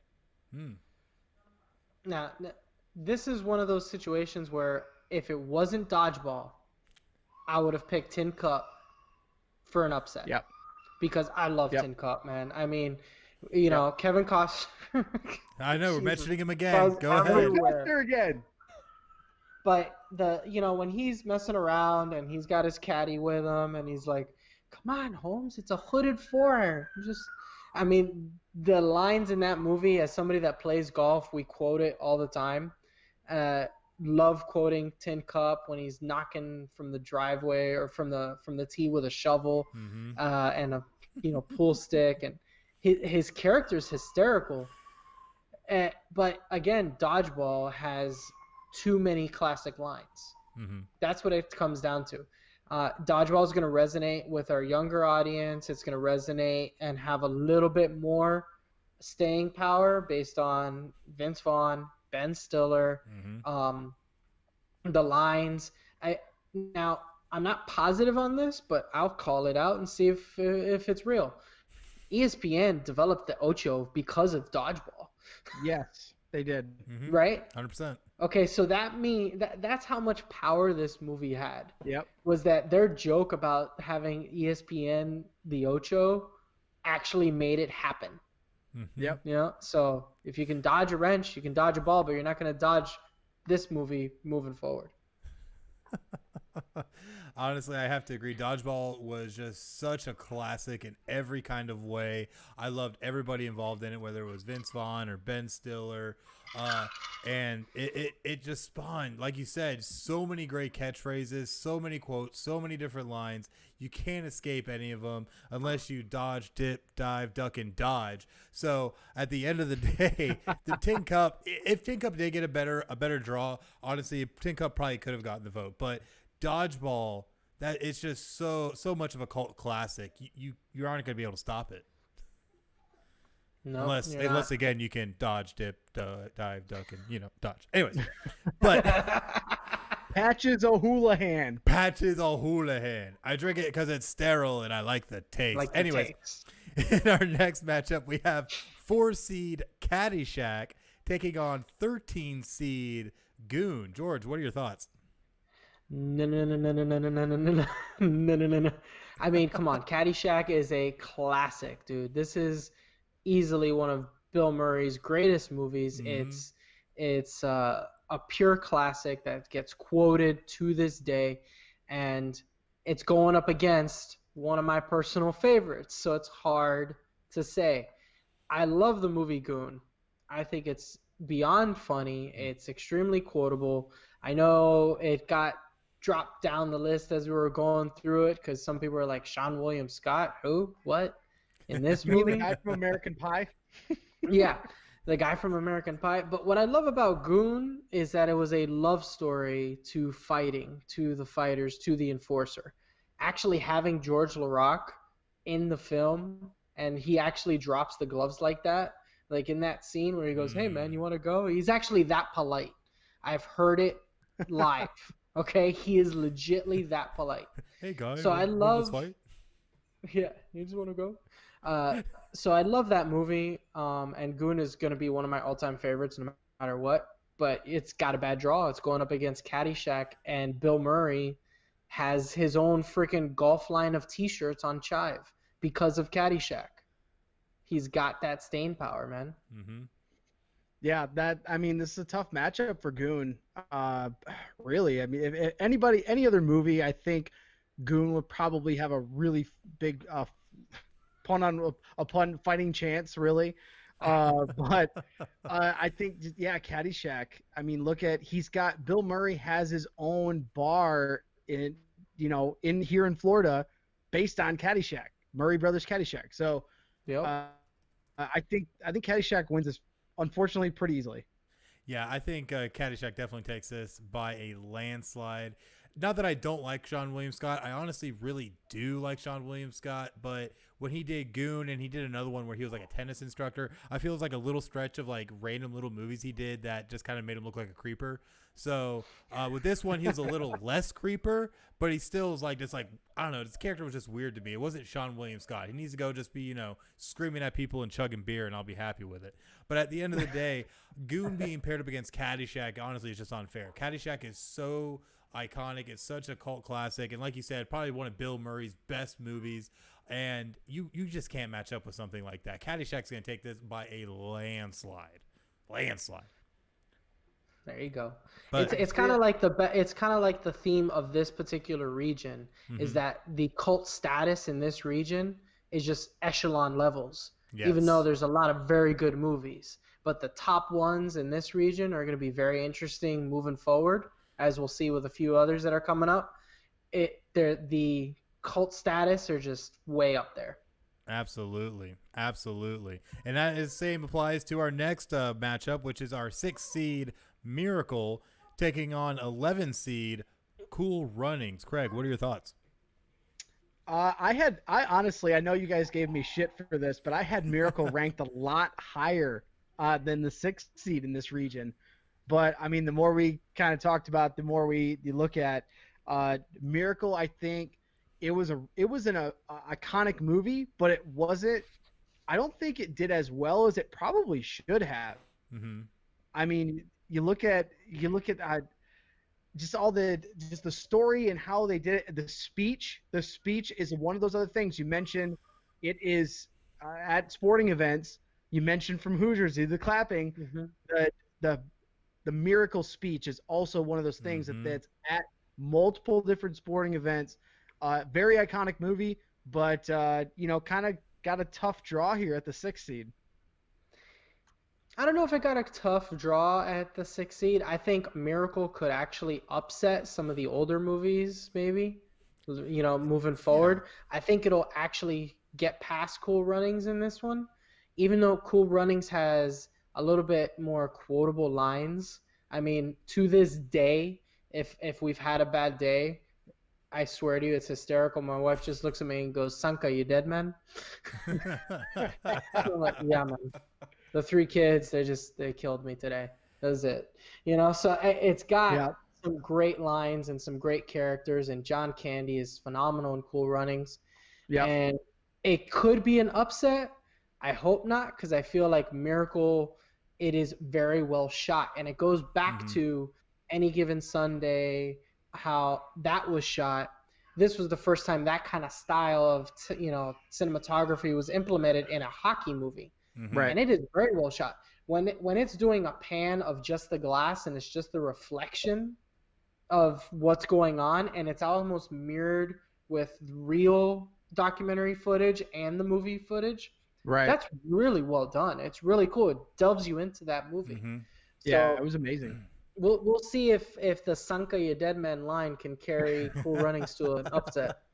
Yeah, this matchup is definitely interesting. Cool Runnings does have such a great cult following, but Miracle was literally a miracle. Like, that was such a huge moment in American history as well as American sports history. So just having that, and of course we beat the Russians, that's always a win. So at the end of the day, I think Miracle will actually stand up pretty well against Cool Runnings just because of the historical significance. And like you said, with the cinematography and how they shot that film, how it was edited, wonderful work. So I honestly think Miracle has a good shot here to keep on advancing. And like you said, give older movies a run for their money.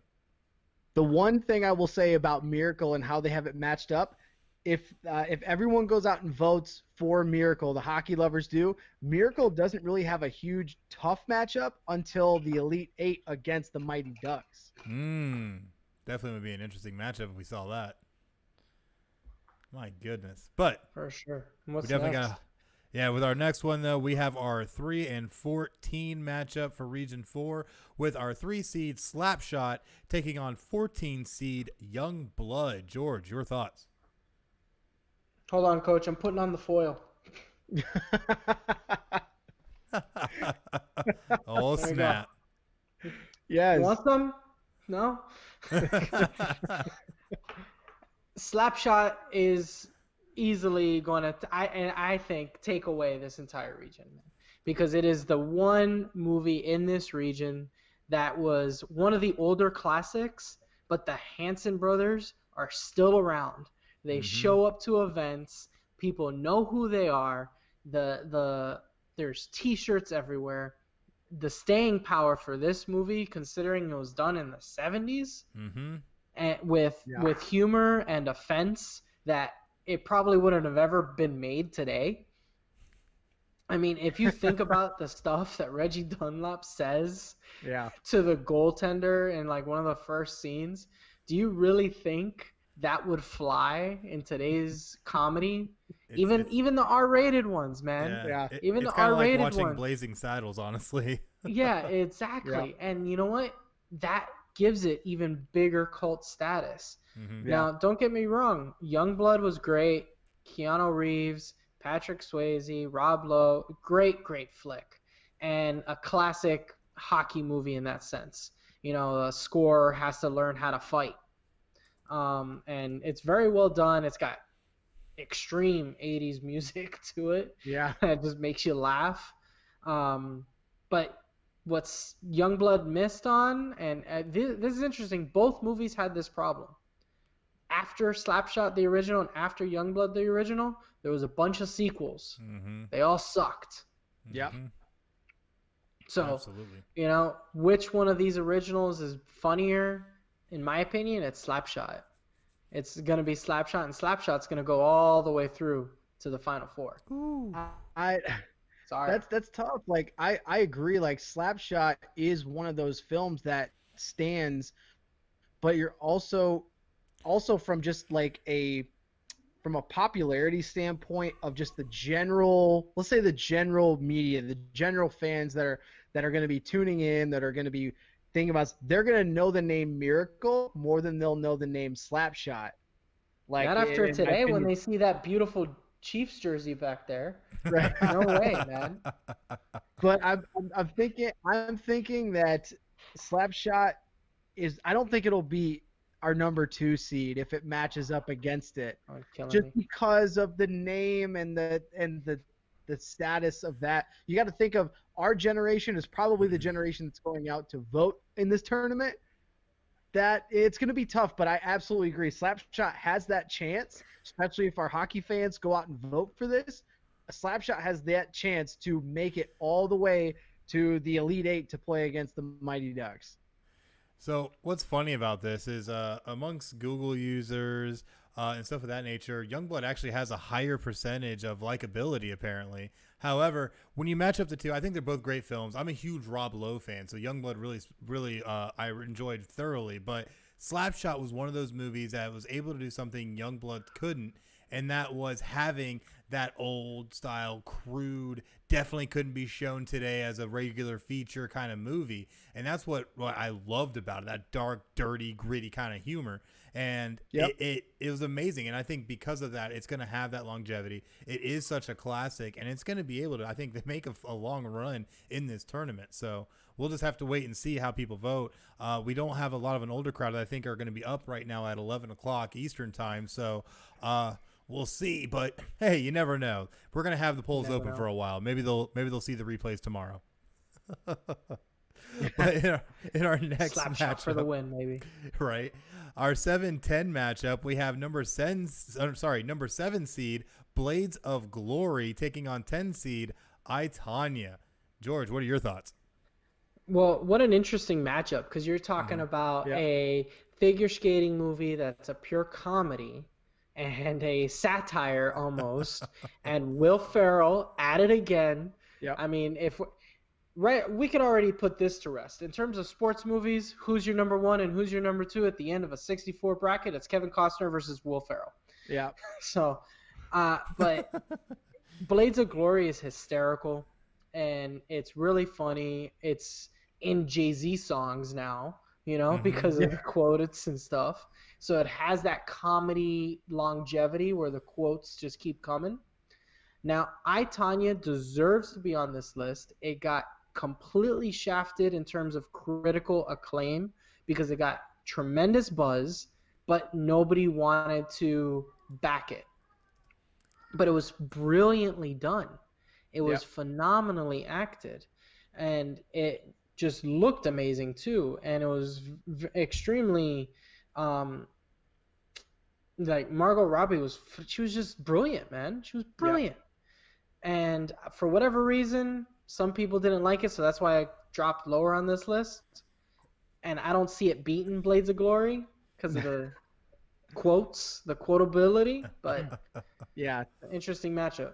Definitely not. I remember growing up and that Tonya Harding story and when that actually happened. Like, so when this movie came out, I was very intrigued to see it. And then Blades of Glory, I remember when it came out. This is right in the middle of Will Ferrell's like amazing run of just every film was a hit. Like he was like Mike Striking Myers gold. With Austin Powers kind of thing. He was on that big of a run. But when that came out, everyone's like, a figure skating movie with Will Ferrell and John Heder? All right, I guess I'll give it a shot. And then it was hilarious. So I think Blades of Glory is going to potentially have a second round upset if it makes it there, just because of how funny and how quotable that that movie is. I mean, nobody knows what it means, but it's provocative. It gets the people going. Oh my gosh. Yes, when it comes to these two, I, Tonya, I think the reason a lot of people might have shied away or kind of got away from it was just because of the overall, story behind the entire movie. It was such a huge controversy for sports and just overall to see everything that happened with Tonya Harding and Nancy Kerrigan. It was absolutely insane. But Blades of Glory, man, like, amazing. When I first heard that they were going to be making a figure skating movie with John Heder and Will Ferrell, I'm like, really? Why? I literally thought it was going to be a flop. I was like, no way this movie's going to be good. It's going to be absolute garbage. And I'm going to put it right in the garbage next to Punch Drunk Love and just let it rot there. And I ended up watching it, and it was absolutely amazing. So much quotability, so many good moments. Let's not forget Will Arnett also was in this movie and had a great, oh my God, he was so funny in this movie with him and his sister. And Amy Poehler and Will Arnett. Oh, man. Yeah. Can you believe that he let down Marky Mark and the Funky Bunch? I know. Jeez. Craziness, man. That movie was great. So I feel like, honestly, just because of how much of a following Blades of Glory has and it being yet another Will Ferrell gold mine, it's easily going to sweep I, Tonya and move on to the next round. Easily. But our next matchup, we have one more for Region 4 and the last two movies to make it into the Sports Movie Madness selection show. And that is our 2 seed, Happy Gilmore, taking on 15 seed, The Legend of Bagger Vance. Craig, your thoughts? It's all in the hips. It's all in the hips. Sir, that's how I ended up with 4 kids. Okay, calm down now. Yes, George knows my pain. I'm there, man. You got 4. You got 3. We have 7 kids between Oh, us. We man. need 4 more, and we got a starting offense. Hey, you got starting offense. Well, hey, I have 2 dogs, and my girlfriend's got 2 kids. That's 4, right? Hey, we can make this work. Come on, Air Bud was a thing, Yeah, so come let's on. go. Wait, if you What was include in my it? 2 Let's do it. dogs, I Let's got do it. 5 kids.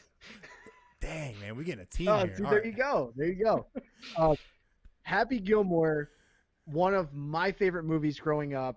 I think it's just this is a bad draw for Bagger Vance because again, I like those weird golf movies, and I really enjoyed this film, and it's still on Golf Channel. Like they play it almost regularly on Golf Channel. Very So true. great film, but going up against Happy Gilmore, another like this is in the middle of Adam Sandler's heyday, Mhm. and coming off of his SNL skit, and that's another like quotable movie. I just quoted this one yesterday, where we were doing my girlfriend was doing stuff like moving stuff, and she was like, "Oh, my fingers hurt." I was like, "Oh, your fingers hurt?" I was like, "Well, your back's about to hurt. She just pulled landscaping duty." Anybody else's fingers hurt? No, didn't think so. You're in my world now, Grandma. It's what's been happening in this region, man. The cult status is at a different echelon. Yeah. It's unfortunate for the Legend of Bagger Vance and Matt Damon, who did a great job. Will Smith, great job. Charlize Theron, beautiful. Before she, really caught on there. Right. Her accent was solid. He was really good in it. And, he got made fun of a bunch for doing this movie and all the pretty horses and that kind of stuff. His buddy Affleck was be like, I don't know what touchy-feely, golf-loving movie you're doing this year, but, let me know when you want to get back to something real. But, I mean, God. that was from Affleck, not me. Right. Oh my gosh, And- killing me. It's going up against Happy Gilmore, which, again, in his heyday, and we forget, Happy Gilmore had one of the best villains of all time, Shooter McGavin. Yep. Where he's just, I eat pieces of shit like you for breakfast. You eat pieces of shit for breakfast? No. You jackass. And every single person, everybody that has been to a driving range has tried the Happy Gilmore, has tried to hit the golf ball off the tee like that, and unsuccessfully beamed their brother with a golf ball. So Didn't funny- happen to me, but it may have happened. funny thing, I like a while back, like my golf game, it's terrible. My drive is awful. I actually, for a small window, used to be more successful swinging like Happy Gilmore off the tee than I was actually swinging a golf club normally. So I guess I gotta share my story because I beamed one off the top of the ceiling because I hit it straight up and it came back and hit me in the head. So Nice. yeah, I tried it once and then I didn't try it again. And I hit it and I shanked it and it caught my brother in his ankle. It was not pretty. That always hurts, man. Funny thing, if you if anyone is on Twitter, there's a Shooter McGavin. There's like a Shooter McGavin Oh, it's account, hysterical. and it is hilarious. It is hysterical. Are you kidding me? That Yep. movie, that Twitter account One of the is best accounts funny. on Twitter. Oh So- my gosh. Cult status just reaches to another echelon here, boys, in this region. I mean, Happy Definitely. Gilmore's going to move forward. Yep. It's going to pass some few rounds, and depending on our audience, it could take the whole thing. I see Mighty Yeah. Ducks. I see Caddyshack. I see Slapshot. I see Miracle and Happy Gilmore. All 5 movies in this region that could just run the gambit Mhm. if it hits our Yeah. target audience perfectly. Yeah, and that's what a lot of So it's we'll going to come see. down to, just because Happy Gilmore, I grew up with, and seeing Bob Barker kick Adam Sandler's ass, and all that, it was just so amazing. Price I is think I wrong, watched bitch. that like once a day, twice a day, forever. And just the amount of quotable lines, just the amount of following, a great story, trying to save grandma, all that good stuff. It was amazing, and honestly, I think it could sweep its way all the way to the Elite Eight, even the Final Yeah. Four. It's Oh, so for sure. good. Yep. So good. And So a you were lot gonna of say, George? great comedy. Yeah, I'm sorry, but got a lot of great comedy legends in that movie too because of the Yeah. cameos. So it was Yep. the first time you really saw a sports movie bring in so many cameos like that. I mean, you had a couple of the guys. God, Will Sasso. There's a old Yeah. school cameo for you. Ben Stiller. He was a cameo as a supporting role in that movie. Yep. You had Bob Barker, of course. You had some great cameos in that movie that really made it even funnier. Lee Trevino. Mm-hmm. Absolutely. So Exactly. many great ones. So many great ones. And the staying power that movie's had too over the years has just been great. Like, you can give it to someone now who's like, oh yeah, that's Adam Sandler. They'll watch it and they'll be a fan of the movie. Like, it's that easy. The movie speaks for itself. So it's definitely a good one. Not to mention, I do have a hockey style putter for my golf game. That's great. That's great. That's awesome.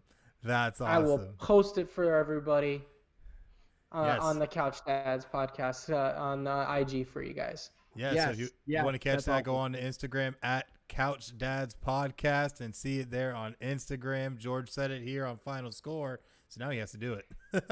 Yeah, I did.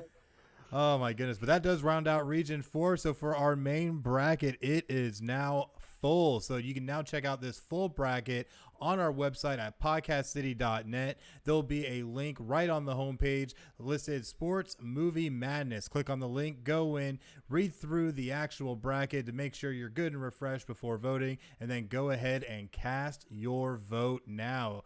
All the polls are now open. How long are we running this till? Next Sunday? I think we're closing every week on Thursday so we can get ready for the weekend. All right, so everybody, you have until Thursday. Definitely make sure you get those votes in as soon as possible. Just go to podcastcity.net and follow the link for Sports Movie Madness.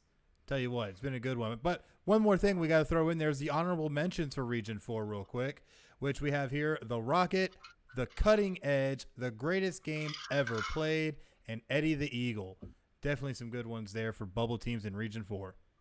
Yeah, that's a good list. That's a good list.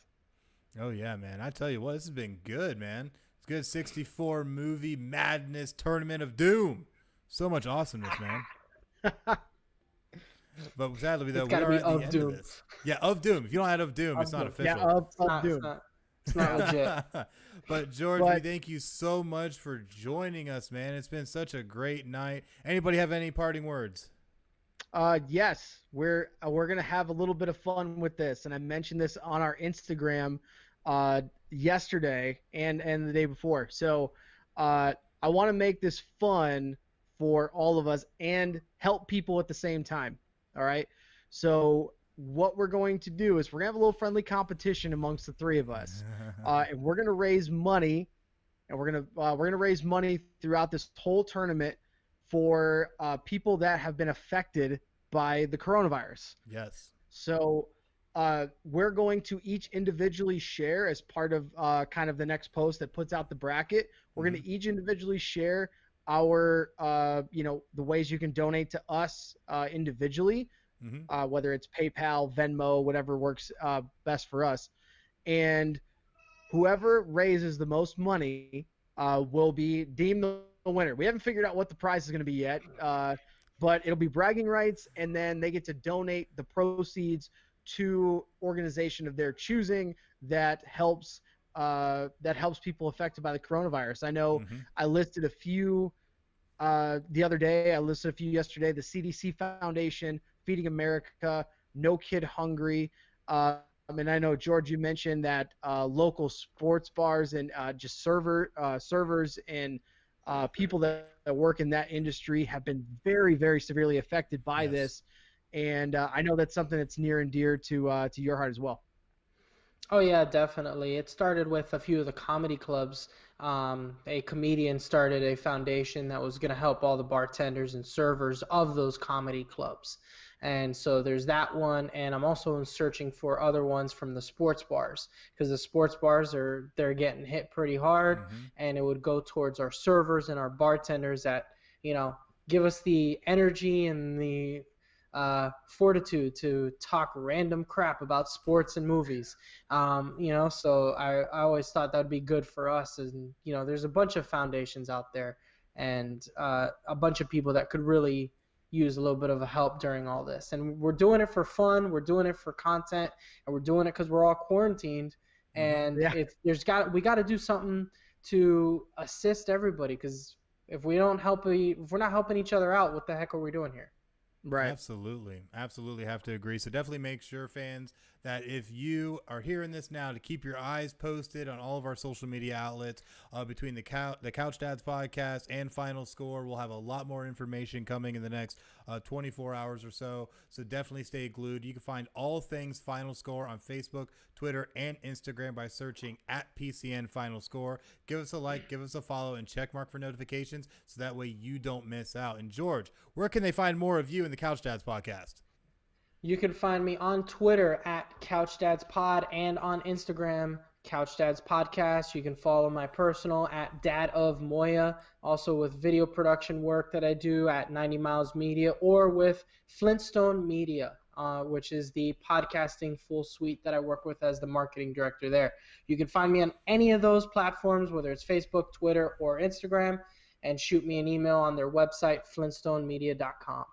Awesome stuff. And George, thank you again so much for joining us for this very special episode of Final Score. And Craig, well, I see you all the time. Anyways, at the end of the day, though, thank you everybody for listening. We had a great time with this tournament, and make sure to check back. But sadly, it's that time in the evening. I'm Chris, that's Craig, and that's George. And you just watched Final Score. Have a great night.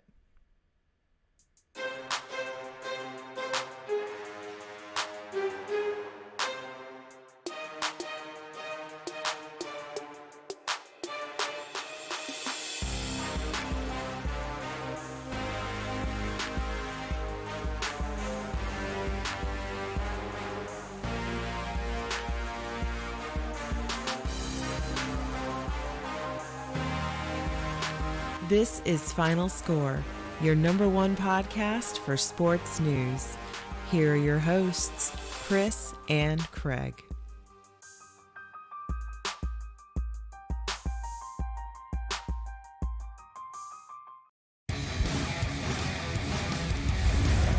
Podcast City Network.